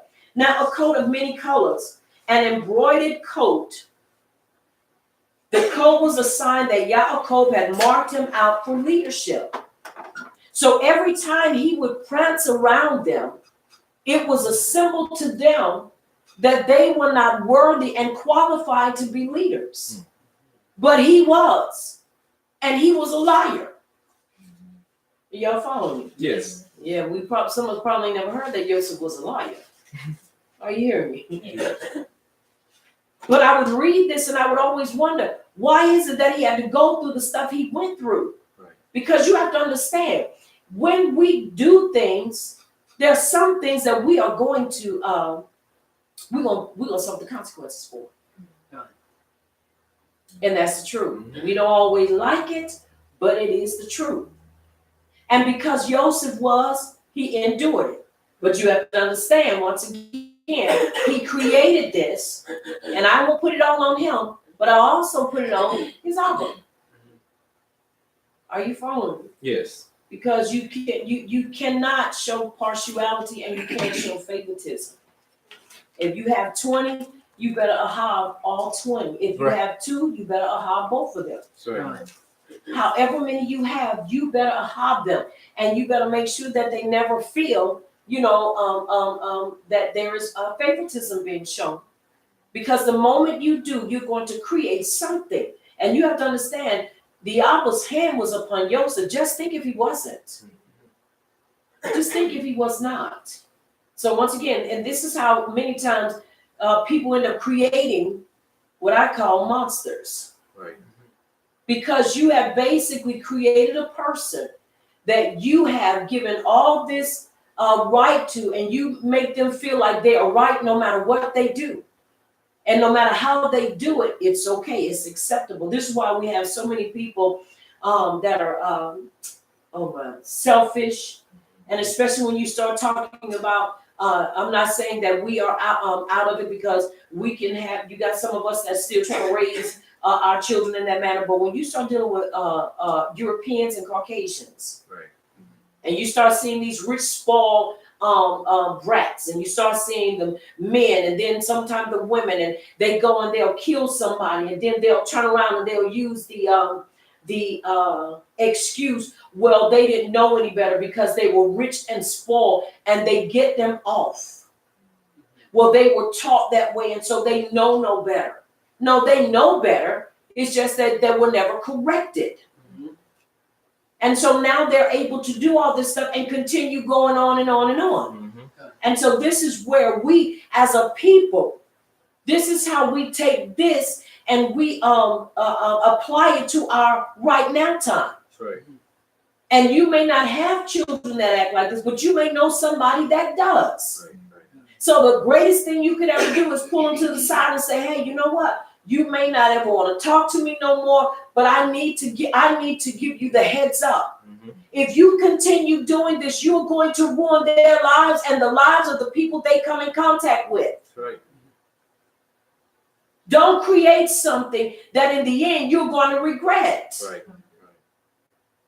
Are you following me? Yes. Now we just praise Abba Yahuwah that it didn't go that far, but still look at the lives that were touched heavily by this.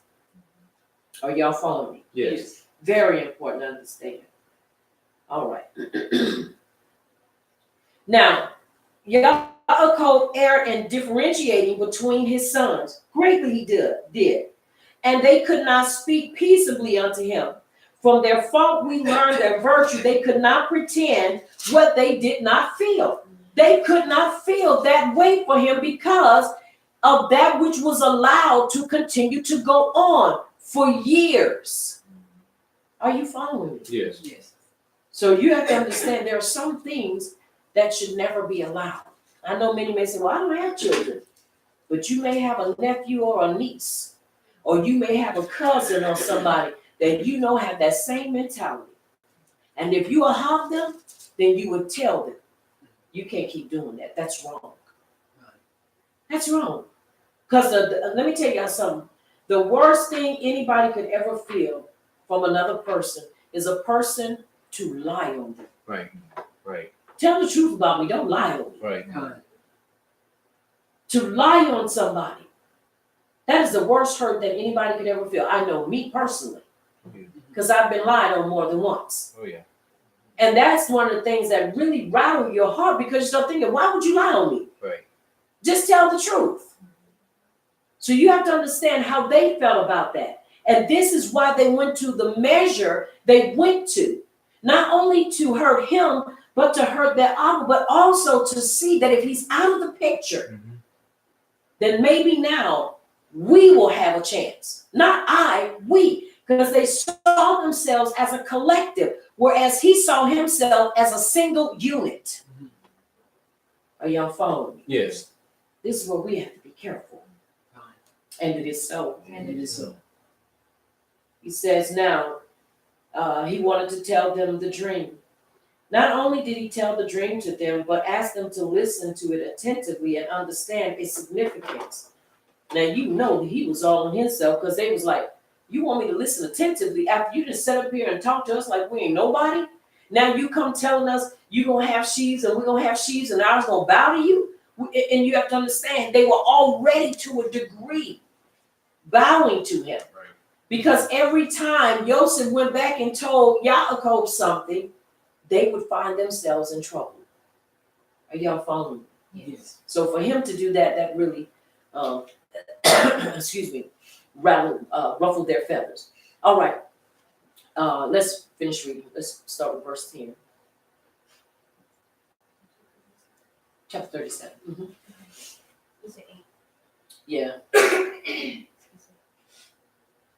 Wayesheb, chapter 37, starting with verse 10. Mm-hmm. And he told it to his Abba and to his brethren, and his Abba rebuked him Mhm. and said unto him, what is this dream that you have dreamed? Shall I and your Emma and your brethren indeed come to bow down ourselves to you to the Eretz? And his brethren envied him, but his Abba observed the same. And his brethren went to feed their flock, their Abba's flock, in Shechem. And Yasharal said unto Joseph, do not thy brethren feed the flock in Shechem? Come, and I will send you unto them. And he said to him, here am I.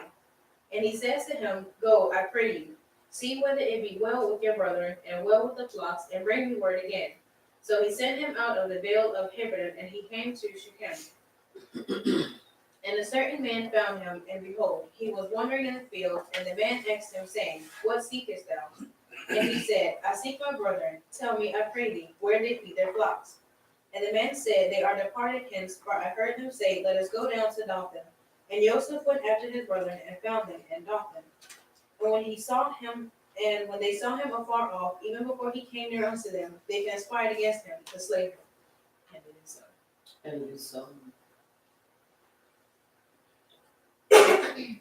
Now, this I want to read this about Dothan. From Yaakov's home base in the valley of Hebron, Shechem is just over 50 miles, and Dothan is about 14 more. The journey would therefore take Joseph 4 to 5 yamim. Dothan was a site of significant size and was occupied during this period. It is by the valley that cuts through the Carmel Range, joining the coastal plains and the Jezreel Valley. Now, it is no surprise that a caravan passed by, since Dothan is on the usual caravan route from Gilead to Mitzrayim. The route crossed the Jordan at Beth Shan, and then passed through Harod Valley to the town of Jezreel.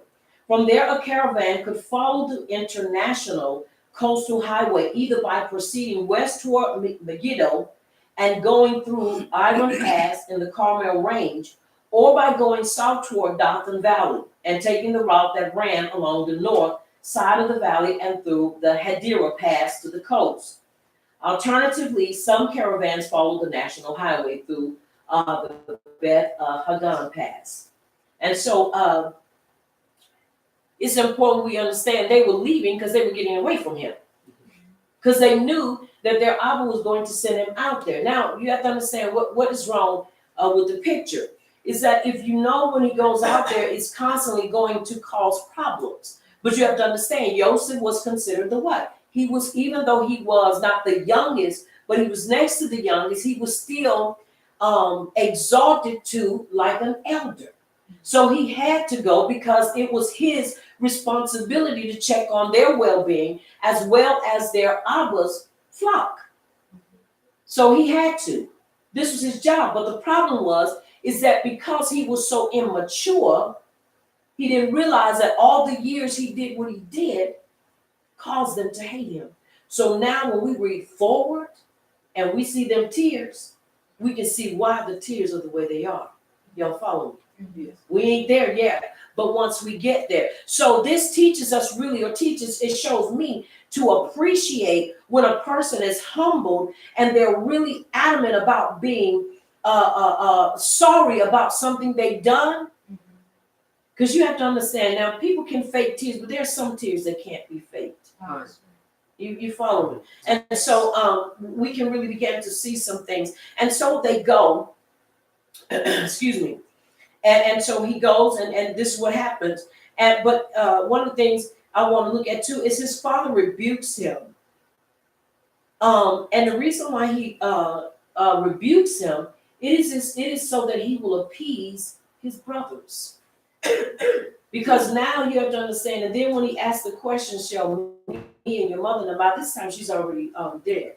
But it is now the concubine that basically is watching over him. Are you following? Yes. So this is why it is put in that manner, because Raquel is already gone because she died in giving childbirth, with Benjamin. And so it is now believed that the midwife has stepped in, and because they are the wives, that now she has taken that place. And this is why I said, so shall we bow before you? Because now she has taken that position as being his mother. You follow me? So you understand, he kind of had the whole house kind of messed up. Somebody might ask, well, if you have a dream like that or a vision, would it be wise to tell it? I would say you fast and pray about it first. Are you following me? Now, we know the plan of Abba Yahuwah is impeccable. I mean, there is no changing it. He's going to do what he's going to do. But if he had not said it, would it have gone in another manner? Or would they have still found a way to, hog tie him, drop him down in that cistern, and get him away from them? Are y'all following? Yes. But I would say that let's use wisdom. Because when Yahuwah gives you a vision, it is never for you to give it to somebody to taunt them. It is to give it to them to show them what the Abba is going to do if he even tells you to tell it. Yes. Are you following? Because there's a time for everything. And if you tell it out of season, then things can happen. Are you following? Yes. All right. Now, once again, they envied him. His brethren envied him, thinking that it was only because Yaakov had shown him much marked favor that he dared to tell this dream to him.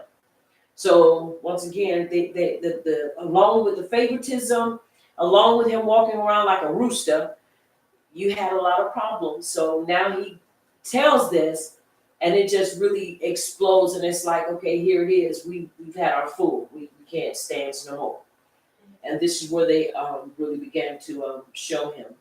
Now, kept the saying in mind. He waited for its fulfillment. Only because he kept this in mind, he believed his sons when they came and told him that Joseph was still alive and ruler over the land of Mitzrayim. So you have to understand, it wasn't that Yaakov himself didn't believe it. It was just that he didn't really want to allude. Because think about it now, if he would have alluded to believing or letting them know that he believed in it, they probably would have killed him. Or really not kill him, but let's put it in this manner. They would have beat him up. The only thing they did basically was made it look like that. You see what I'm saying? Because they really wanted to take him out. But just think, once again, you have to understand there are certain things that Abba Yahuwah allows to be in place to protect us. Even when we can't look at the signs because of our mouths and because we're so arrogant. And so we have to be careful. Now, he had to go, once again, because that was his responsibility. Now, he says, go see whether it was well. So that's what he had to go do because that was his responsibility and his obligation. Now, it says a certain man, and they said the Malach Gabriel, a wayfarer. The point of narrating this detail is to show that Joseph had to overcome difficulties before he reached his brothers, not knowing where they were. He might have given the errand up, but persisted out of respect for his Abba. Moreover, it demonstrates how nothing can thwart Yahuwah's purpose.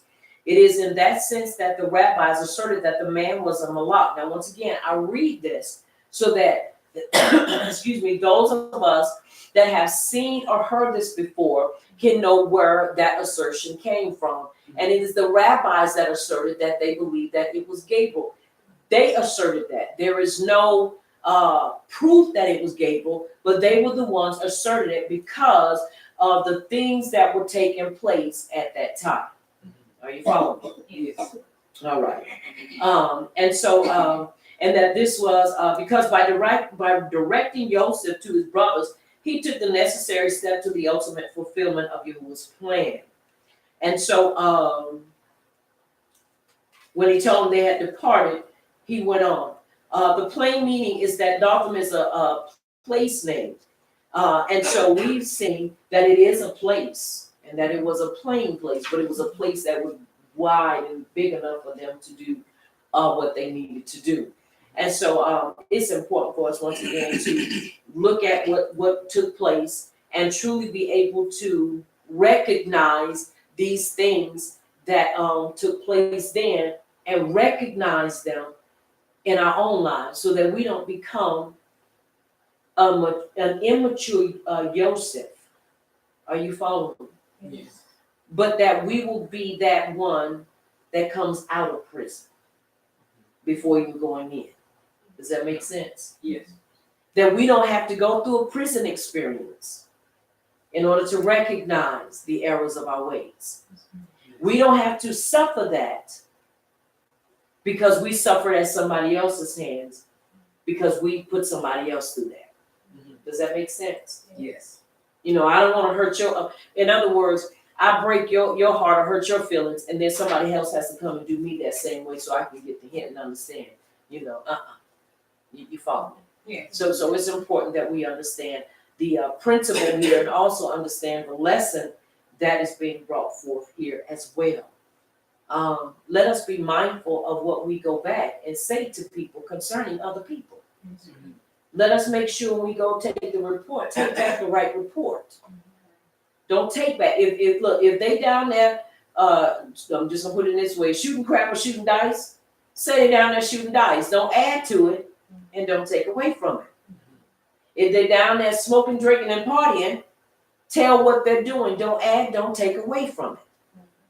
Are you following me? Yes. And if they're doing none of the above, then just go back. They're doing none of the above. They've done none of the above. Period. Because we will save ourselves heartache and pain just by doing what is right. Are you following me? Yes. All right. Let's continue to read, please.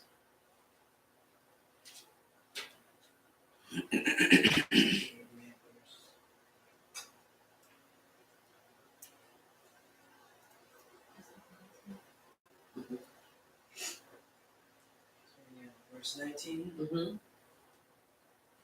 They said to one another, "Here comes that dreamer. Come, let's kill him and throw him into one of the pits. We can say that a vicious animal ate him. Then we'll see what becomes of his dreams." When Reuben heard this, he tried to save him from them. He said, "Let's not take his life." Reuben also said to them, "Don't shed blood. Throw him into this pit in the wilderness, but don't lay a hand on him. Mm-hmm. Continue to rescue him from their hands and return him to his Abba." When Yosef came to his brothers, they stripped off his robe, the robe of many colors that he had on. Then they took him and threw him into the pit. The pit was empty and there was no money in it. Then they sat down to eat a meal. They looked up and there was a caravan of Ishmaelites coming from Gilead. The camels were carrying aromatic gum, balsam, and resin coming down to Mitzrayim. Then Yehuda said to his brothers, "What do we gain if we kill our brother and cover up his blood? Come, let's sell him to the Ishmaelites and not lay a hand on him, for he is our brother, our own flesh." And they agreed. And it is so. And it is so. Now I want to read this, cisterns, and we're going to look at the caravan of the Ishmaelites. Now, the cisterns, where wells could not be dug and precipitation was sufficient, cisterns were constructed to catch rain and runoff. Now you have to understand what a cistern is. A cistern looks like a really deep hole. They have these that are really nice. They really have these nicely done. I wish I could show it. But it's really nicely done, and it's really, really deep. Really, I mean, really deep.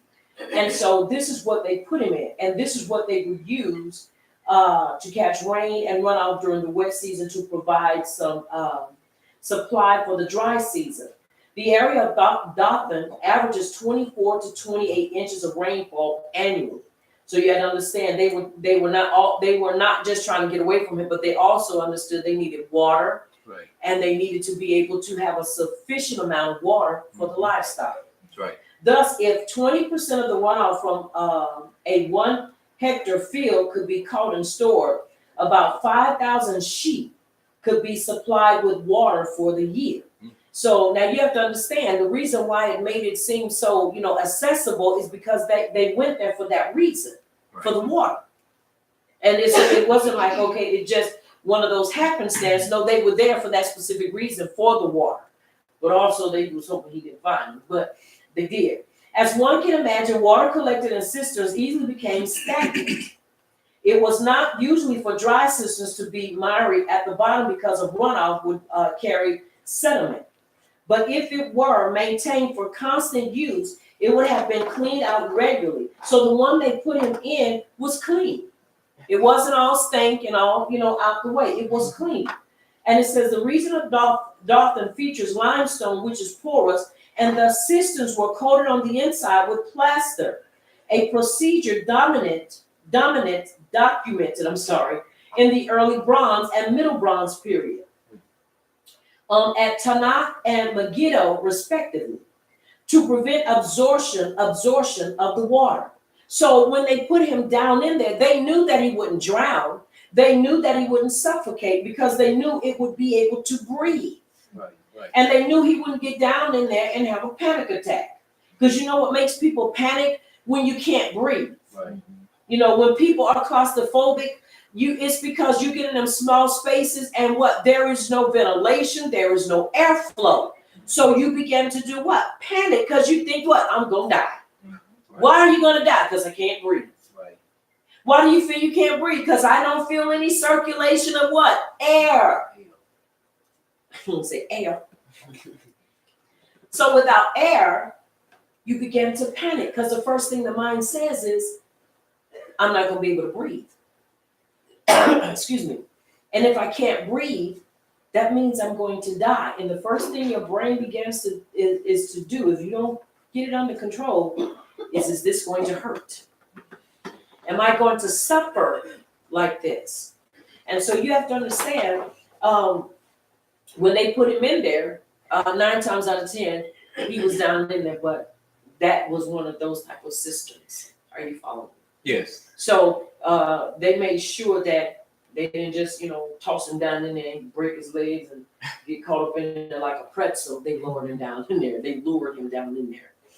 All right, now, when we look at verse 25, and verse 25 says, let's look at 24. And they took him and threw him into a pit, and the pit was empty. There was no water in it. So when it says they threw him in there, you have to understand they lured him in there. Because if they would have tossed him in there as deep as they were, they really would have killed him. Are you following me? Yes. Chapter 37, verse 24. So they lured him down in there. And whether you put somebody in there or whatever, that's still a place nobody ever wants to be. Verse 25 says, and they sat down to eat a meal, and they lifted their eyes and looked and saw a company of Ishmaelites coming from Gilead with camels bearing spices and balm and myrrh, going to take them to Mitzrayim. And Yehuda said to his brothers, what would we gain if we kill our brother and conceal his blood? And so they're asking the question. Come, let us sell him to the Ishmaelites, and let not our hand be upon him, for he is our brother, our flesh. Now, once again, they kind of had to kind of resolve and not become savages and kill the boy. But once again, you have to understand, you can push a person with your mouth if you're not careful to hate you, especially when you constantly bringing a negative report about them, and then you constantly saying something about them, and you're basically making yourself look better than them. You belittle them, and at the same time you're belittling them. You're taking the only thing that they desire away, which they never had, and that was their what? Their father. So you can understand they were really kind of angry. And I know it's not popular to a lot of people. Why? Because people don't like to hear stuff like this. They don't want to hear when you see the other side of this thing. But you have to understand, we need to understand how can it help us here and now. Right. Are you following me? Yes. See, because nowadays folk don't put you in the pit, they put you in the ground and keep you there. Yeah. And that's the truth. Because folk are to a point where tolerance is zero. It's not fundamental anymore to be tolerant. Right. It's not those things people want to do. People want to tear somebody to shreds. And so we ought to never give a person a reason to attack us or to want to put us out. Now, we know there are things that's going to happen just because we are the set apart people. Mm-hmm. But at the same time, you don't want to, add fuel to the fire with your mouth. So let's use wisdom. Right. Now, once again, after they do this, we see, and it says here, and his brothers listened, and the men and men, Midianite traders passed by. So they pulled Joseph up and lifted him out of the pit and sold him to the Ishmaelites for 20 pieces of silver. And they took Joseph to Mitzrayim. And Reuben returned to the pit, and see, Joseph was not in the pit, and tore his garments. And he returned to his brothers and said, the boy is gone, and where am I to go? And so now, because you have to understand, once again, when you look at Reuben, I believe, is what you would look at today as seeing as many young men, even though we would look at him as being mature, an older man, still had that longing. You have to understand, Reuben was the firstborn. Right. But it was as though Reuben was not the firstborn. So Reuben, throughout when you read, has always been there trying to get the affection of his Abba. That's right.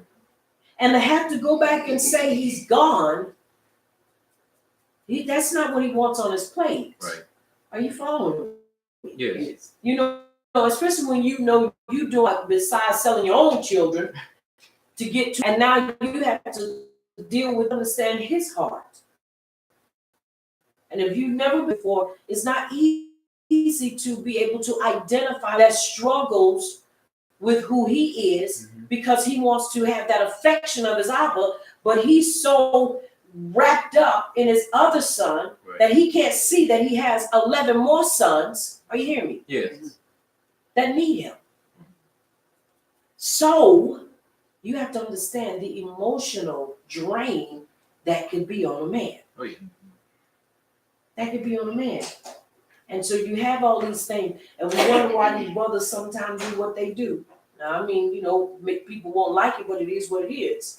And you see why a lot of times the brothers are a little harsh, or they're not as compassionate as they could be. Mm-hmm. You can't be something really at times you never were taught to be. That's right. But at the same time, let me interject this. Mm-hmm.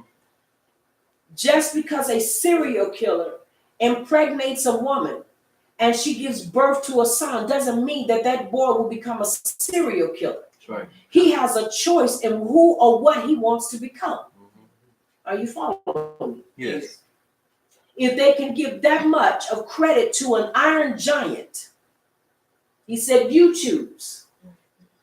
You don't have to be a gun. You could be a robot, a friendly robot. Are y'all following me? Yes. Then how much more should we be willing to say to our Ak, look, you choose. You don't have to be mean and surly. You don't have to be a beater and be abusive. You can choose to be who you want to be. That's right. Especially when you know whose DNA runs through your blood. That's right. That's right. You make that choice. So it's important for us to understand how to take this situation and relate it to our day and time. We don't have to go, and understand what I'm saying, because I respect me some y'all know who I'm trying to say. I'm about to call him something else. Umar Johnson. Because he has energy. His vibration for what he wants to do kills the roof. It don't hit the roof, it explodes the roof. But we don't have to send our sons and either our daughters to learn Pan-Africanism, right? Yes. In order to know who they are. Right. Right. We can take the same initiative with what we've learned from the word to bring healing to our own people. That's right. That's right. Are you following me? Yes. This is important for us as a people to understand. Problem comes in though many a times is that we will go and help other people instead of helping our own. It's the truth. Mm-hmm. Instead of helping our own. We won't do it. And this is a problem. This is a problem. Are y'all following me? Yes. But it's important that we understand that we have people out there, Ak and Akodi, that's suffering because of rejection. Mm-hmm. Rejection from their parents or parent. And they don't know what to do. And they become this hard person, ain't nobody gonna do me like that, ain't nobody gonna run over me like that. And even coming into truth, still take that mentality. I'm the man. Ain't nobody gonna hurt me no more. Nobody's trying to hurt you anymore. Right. Are you following me? Yeah. So it's important for us to understand that. Are y'all following me? Yes. All right. Now, caravan of Ishmaelites. The text refers to both Ishmaelites and Midianites, kinfolk, both descendants from Abraham. Midianites through Keturah, 25:2, Ishmaelites through Hagar. The forebearers of these two people were then half brothers, to one another and to Isaac, and uncles to Yaakov. Thus, these traders are second or third cousins to Joseph and his brothers. Both clans occupied the Arabian desert region. One recent study sees the two terms as alternative ways of referring to the same group. Yes. All right. Now, we might add that such a variation may be explained if both groups are operating together at this period of history. For example, perhaps Midianite merchants are serving as middlemen for the Ishmaelite businessmen. The Midianites are the negotiators and buyers fronting for their Ishmaelite bosses, who provide them with the capital like floor traders for investment companies. So the Midianites do the business. but the grapes belong to the Ishmaelites or the merchandise who are financing the caravan. So you hear about both of them, and so it's kind of like they work in that deal because they're family, say they kinfolk. Are you following me? Yes. All right. Now, the caravan is transporting, or the goods that the caravan is transporting are common commodities for trade. Myrrh was imported from South Arabia and must have come by caravan up the incense road, which traversed the west coast of Arabia to the King's Highway, which led north-south through Transjordan, east of the Jordan Valley to Damascus. Perhaps the Ishmaelites purchased this myrrh and other spices from the Arabian caravans passing through Gilead on the King's Highway, and then added to their shipment some of the balm that was native to that region to make their trip down to Mitzrayim. So they're kind of showing you that with everything, they weren't just, the names were not just called out, but they're kind of showing you how they worked together. Either it was one group or it was two groups, and they worked together. Either way, they were to get him to Mitzrayim. Right. And that's what they did. Now it says, sold him for 20 shekels of silver. It says, Kitchen has done an extensive study of slave prices in the ancient Near East. His findings confirm that 20 shekels was the going rate in the mid-second millennium. Examples from Hammurabi's Code and Mari, a variety of old Babylonian documents support. I guess this is 116,214 and 252. In contrast, prices in southern Mesopotamia, about 2000 BC, were 10 shekels by the time of Nuzi and Ugarit, 14th and 13th centuries. The price was more likely 30 shekels. By the time we get into the first millennium, the going rate was 50 shekels, and by the Persian period, 80 to 100 shekels was common. So that was common. That was the going price. So it was like they were looking for a slave to have it on them like that. You know, you had somebody ask you, do you have change?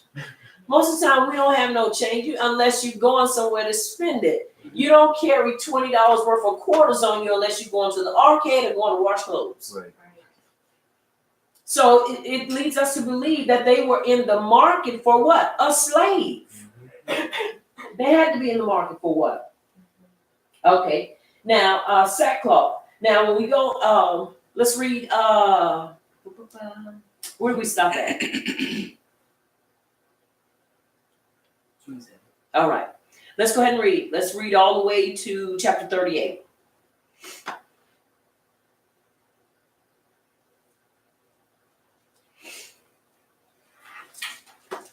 And then chapter 38 is going to take us into a whole other. Chapter 27. And we'll go from 27 to verse 36. 38? No. We've already covered verse 28. Let's start at verse 29. Okay. Yeah. Chapter 38, right? Chapter 37, baby. We said 37. Okay. Chapter 29, verse 37. Chapter 37, verse 29, all the way to 36.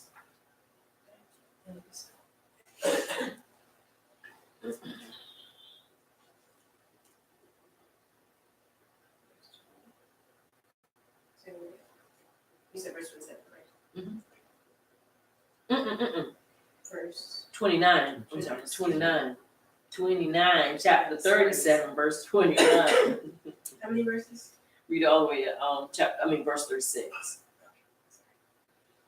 When Reuben returned to the cistern and saw that Joseph was not there, he tore his clothes. He went back to his brothers and said, "The boy isn't there. Where can I turn now?"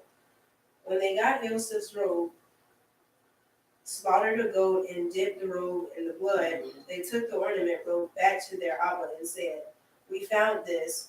Examine it to see whether it is your son's robe." He recognized it and said, "It is my son's robe. Some ferocious animal has devoured him. Joseph has surely been torn to pieces." Then Yaakov tore his clothes, put on sackcloth, and mourned for his son many days. All his sons and daughters came to comfort him, but he refused to be comforted. No, he said, in the morning I will go down to the grave to my son." So his father wept for him. Meanwhile, the Midianites sold Joseph in Mitzrayim to Potiphar, one of Pharaoh's officials, the captain of the guard. And it is so. Now, once again, which is so, once again, let's look at this, where he would not be comforted. He was ready to die. He was ready to go to the grave, because of, what at that time was reality to him was the loss of his son. Now, mind you, he still had Benjamin, which was still a lad. He was still really young. But he was ready to die because Joseph was gone. And so when they went to him, and this is one of the things that was, when you read it, how, to me personally, you can't help but feel the pain, is that he had sons and daughters. Right.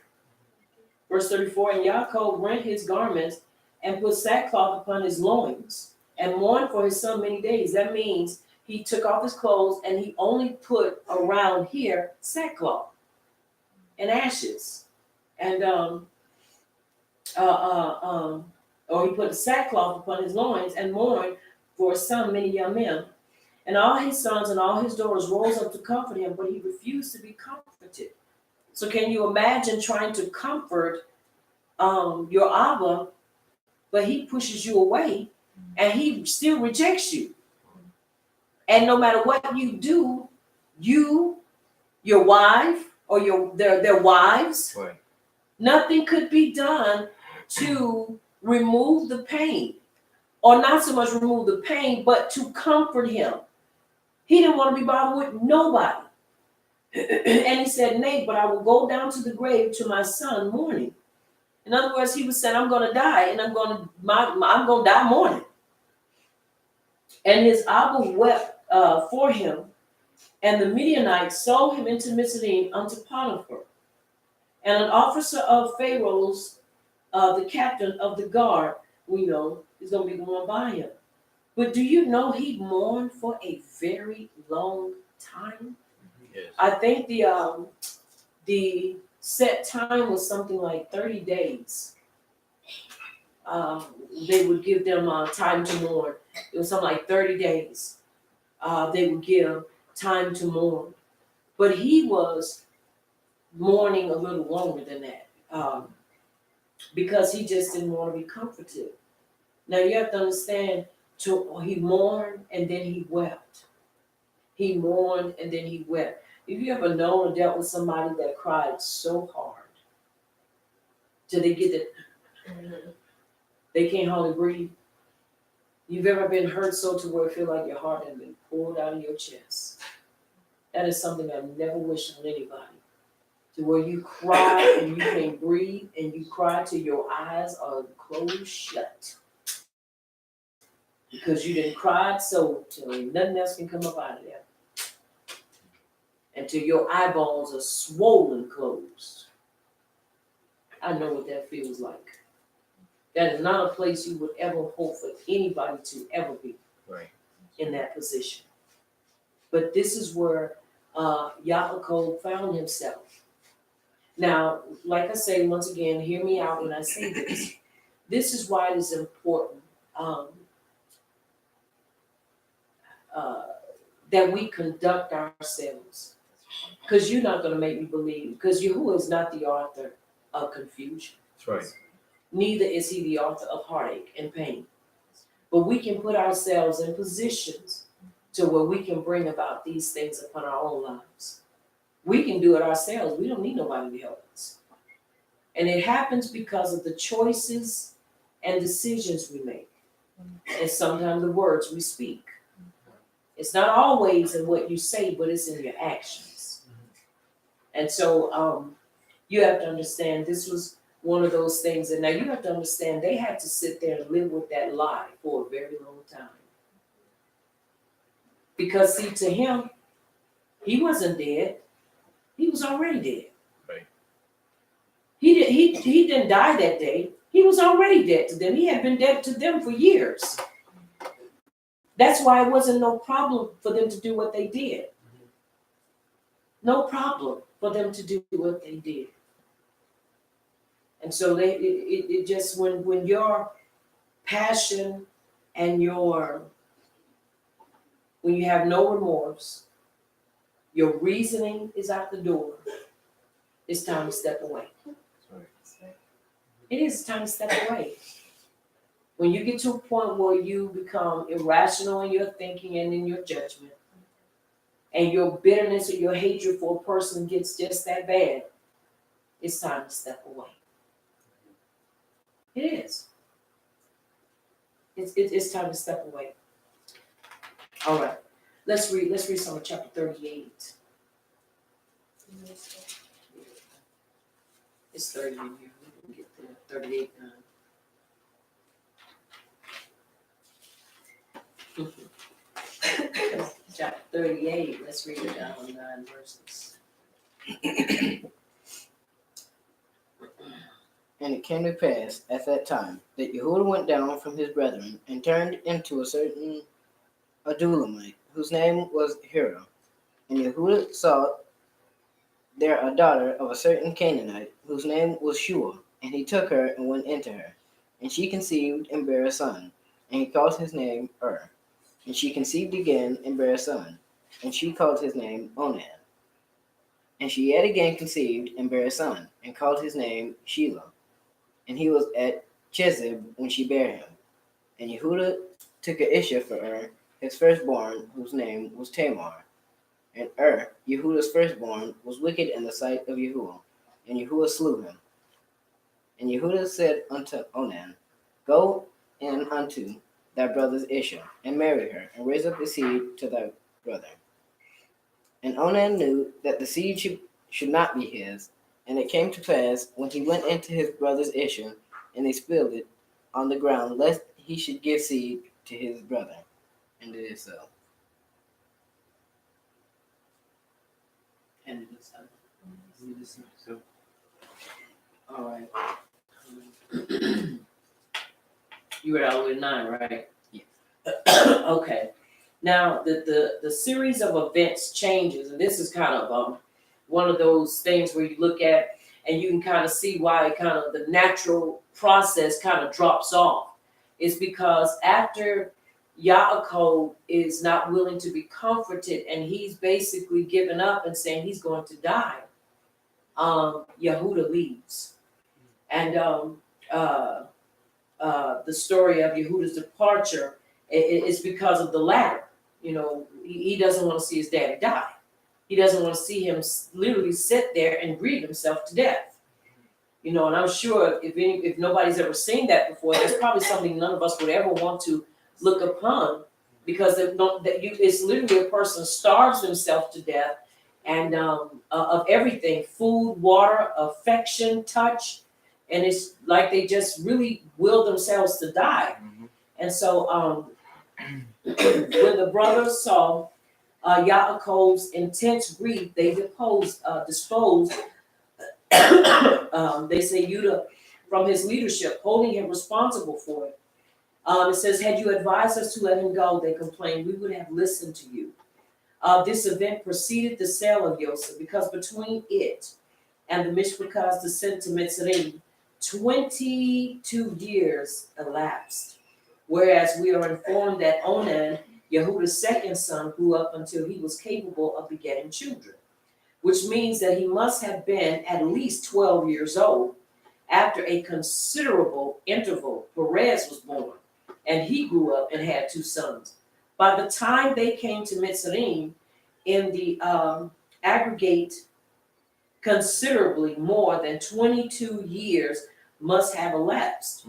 The purpose of narrating the incident at this point is to contrast Yehuda's conduct in the matter of Tamar with Joseph's in connection with Potiphar's wife.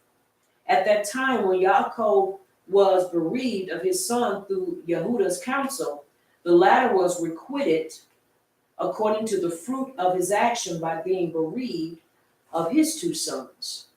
Oh, so it's almost like when he went through what he went through it as well, because he ended up losing both of his sons. He ended up losing two of his sons. But also you gotta remember, when he went to this place, the woman was horrible. This Canaanite woman, according to history, she was a very she was horrible, and he ended up marrying her. And she conceived and bore a son, and she called his name and she conceived again and bore a son, and she called his name Onan. And according to some of the historians, she did not want her sons to bring forth children. And so she conceived, and yet she bore another son, Wayesheb, when she bore him. And she named him Shelah, and she was as Chezib when she bore him. Then Yehuda took a wife for his Bekor, and her name was Tamar.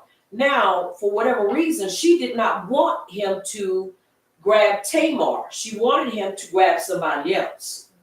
And this is why she basically taught her sons to spill seed. She taught them to spill seed.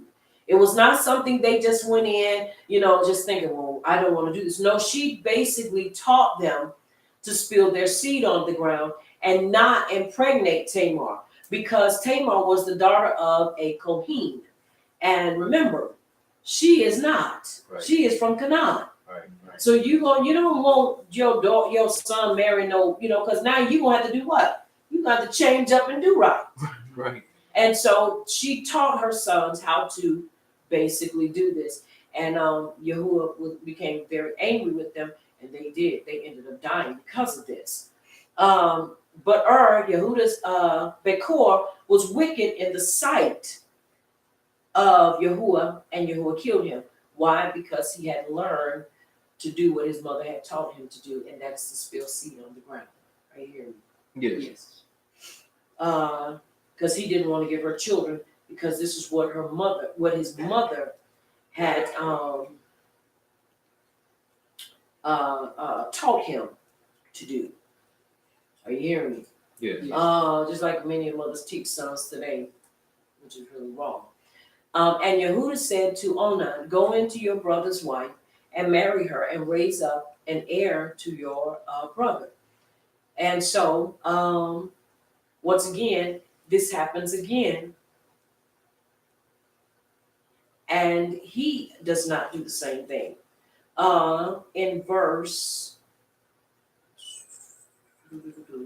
9, but Onan knew that the heir would not be his. And it came to pass when he came to his brother's Isha, that he spilled seed, or he emitted seed on the ground, lest he should give an heir to his brother.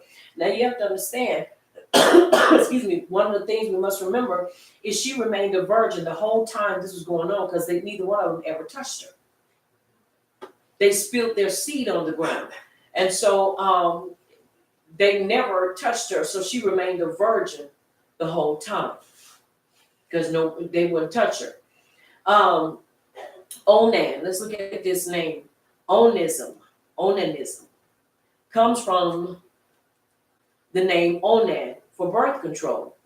You will find this in many dictionaries as the practice of coitus interruptus. Yahuwah certainly did not appreciate birth control, so no condoms would have been allowed in ancient Hebrew culture. And Onan had to die because of Yahuwah's displeasure with them for destroying their seed. The highest calling from Yahuwah for any of us is not asceticism, although it is possible or possibly a short-term choice, and only a short-term choice for some, at that with strings attached. But for Yashua-like men, the highest call is to be fruitful and multiply.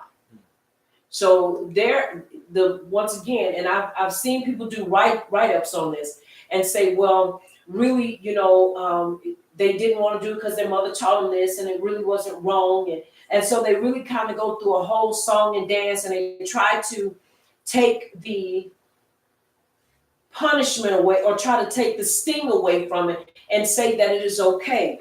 Now I want to I'm not saying I'm diverting, but I do want to say this, that many times there are a lot of questions that are asked, and I want to be careful with how I address this and how I say this, is that, many times this is something that they would probably look for a man to discuss and not a woman. Well, the problem comes in is that many times people ask the question, is it okay for a man to spill his seed? No, it is not. Are you following me? Yeah. In terms of a man being able to spill his seed before he has intimacy with his issue. No, it is not. Many would ask, well, is it okay to use birth control?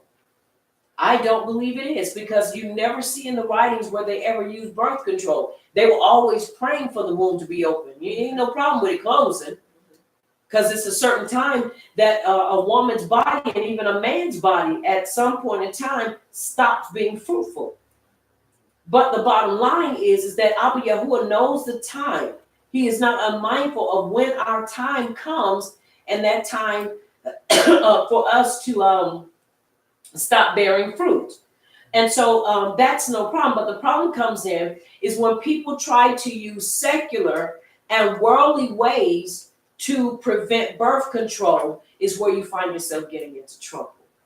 And because, we have people say, well, well, people don't want to get pregnant right out. That's why you use wisdom. Right. You're supposed to wait for 6 weeks, 6 to 8 weeks anyway. And then after you wait 6 to 8 weeks, you use wisdom. Are you following me? And in using wisdom, your body knows when it's time, and it'll be the right time.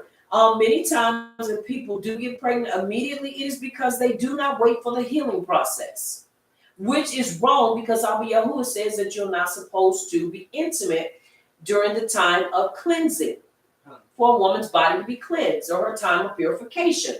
So these are things that are important for us to look at and not dismiss, because we're saying, well, really this, that, and the other. No, you have to understand these men died because of their ignorance and because of being disobedient. Their daddy gave them a bride. He gave them what they were supposed to have. And because of the advice of their mama, their Ema, which was not in truth, and he was wrong for going and even being with her, so it's like you trying to fix it up by going and getting them a bride that you yourself didn't even go and get. So, we have to be careful of the things that we do and the trends that we set, and then we ourselves are going to keep them. That's right. So you have to understand the stuff that came into that. But it is wrong, and nobody should ever, no man should ever do it, never following that practice. Because you may not die, but you don't know what effects it will have on you in the future. And it is so. Are you following me? All right. And so this is what ends up happening. And so after those two die, he says, no more. I'm not going to put my baby boy at risk. I believe by that time he had caught the notion that she was teaching them this. And that's why, if you notice, he stayed with him. And I believe she ended up dying. His wife ended up dying. All right, let's finish reading. Let's read a little more. Then we'll go to pray.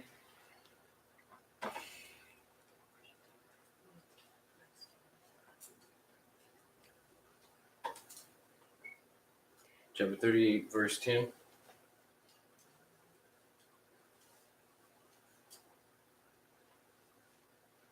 And it reads,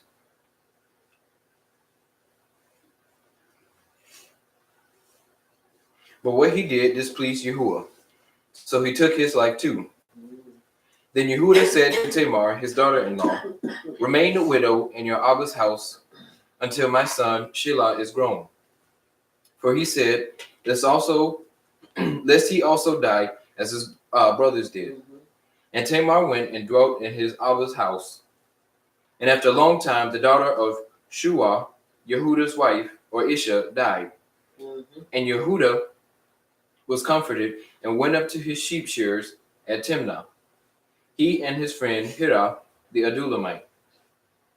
And it was reported to Tamar, saying, "See, your Abba-in-law is going up to Timnah to shear his sheep." And she took off her widow's garments and covered herself with a veil and wrapped herself and sat at the entrance to Enaim, which was on the way to Timnah. For she saw that Shelah was grown, and she was not given to him as an Isha. And Yehuda saw her and reckoned her for a whore, for she had covered her face. And he turned aside to her by the way and said, "Please let me come in to you," for he did not know that she was his daughter-in-law. And she said, "What do you give me to come into me?" And he said, "Let me send you a young goat from the flock." And she said, "Do you give me a pledge until you send it?" So he said, "What pledge should I give you?" And she said, "Your seal and your cord and your staff that is in your hand." And he gave them to her and went into her, and she conceived by him. Verse 19. And she arose and went away and removed her veil and put on the garments of her widowhood. And it is so. And it is so.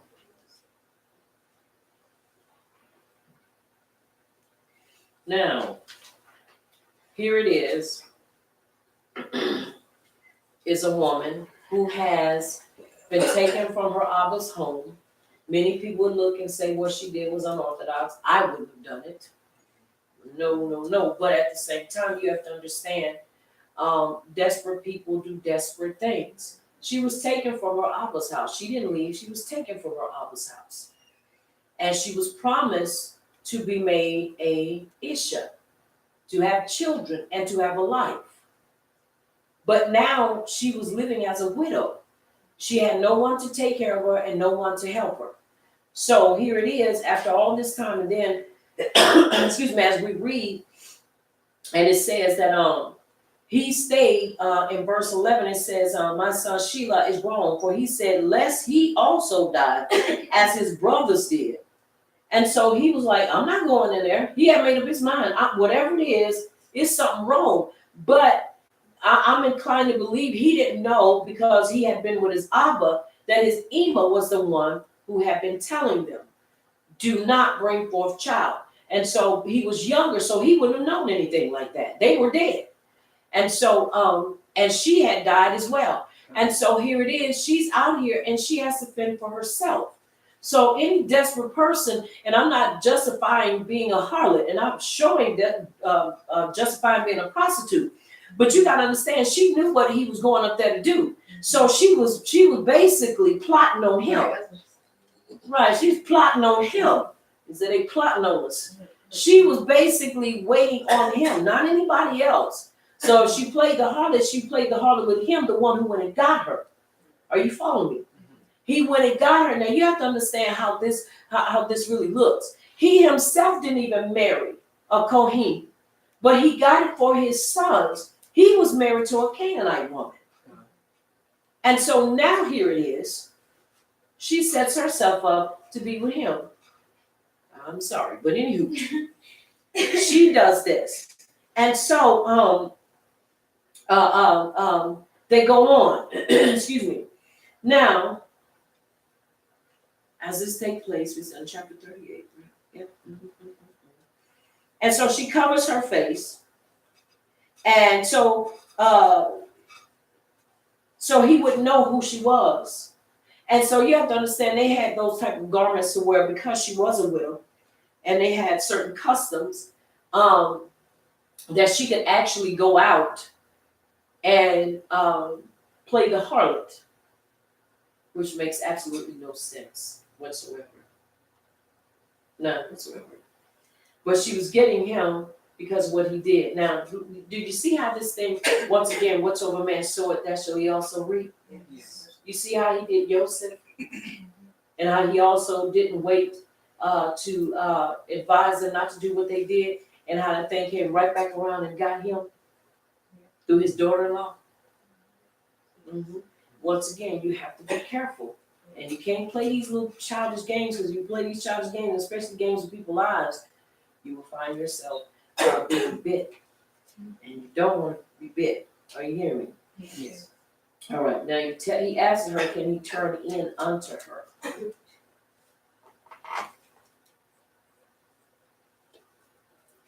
All right, let's see. Excuse me.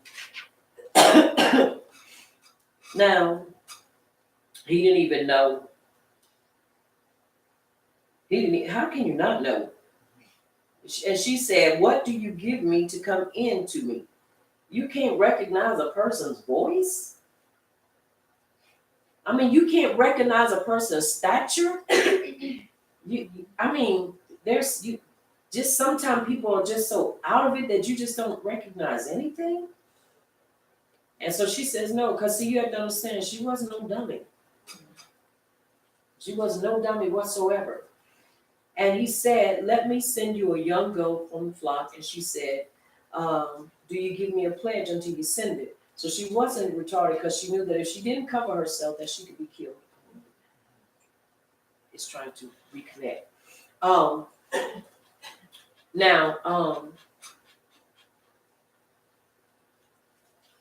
We stopped at, where did we stop at? Verse 20? All right, we're going to stop there. And she arose and went away and removed her veil and put on the garments of her widowhood. And Yehuda sent the young goat by the hand of his friend, the Adulamite, to receive his pledge from the Asher's hand, but he did not find her. Verse 21, and he asked the men of that place, saying, where is the cult prostitute who was beside the way to Enayim? And they said, there was no cult prostitute in this place. And so we're going to stop at verse 21 and be prepared verse 22. Now you got to understand something. She was not ignorant in any way. I would say she was foolish. She was very foolish. But she did what she thought she had to do in order to live. And that was in order to be able to have and not die without having anything. Because widows, if they didn't have sons to take care of them, that's what they ended up having to do, prostitute. Because if you don't have somebody to take care of you or help you, then you're out there on your own. And so what she did not, one thing she acted like, but she did not become a prostitute. She just kind of put herself in the what people would look like. Are you hearing me? Yeah. And so, but she was not. Let's not get it misconstrued. She did not become a prostitute, but she put herself in the position to get recognized as one by her Abba-in-law, so that she could get what she needed to get. Would I say that was orthodox? No, I would say it was unorthodox. But she did what she had to do, and Abba Yahuwah allowed it to be so. But I would say that that is the exception and not the rule. We should never make rules out of things that are exceptions. And so with that being said, we will conclude.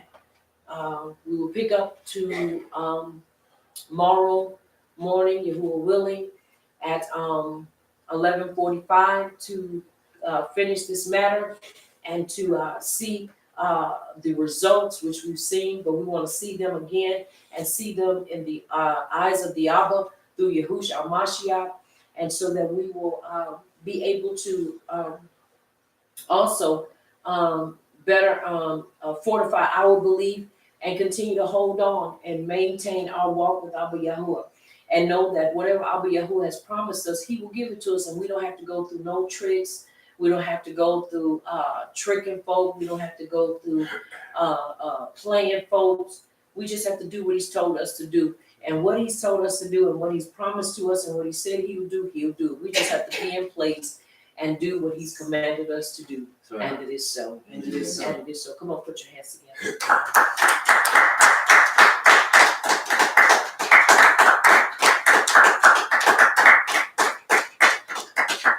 Once again, I want to say to you, keep your head up, keep your shoulders square, keep your heart and your feet in and upon the Torah, because we can't go wrong when we follow his unadulterated instructions for our lives. I want you to remember that I am Aliyah Yasharal, and I am the leader of Messengers of Yahuwah's Kingdom of Great Belief Ministries, located in South Carolina. I want you to remember here at Messengers of Yahuwah's Kingdom of Great Belief Ministries, this is the place where the Torah does the body excellent. Until next time, may Abba Yahuwah Baruch Atah and keep you in his shalom until we meet again. Also, I want you to remember that you've been touched by Champion TV, a place where the champions reside. And it is so. And it is so. And it is so.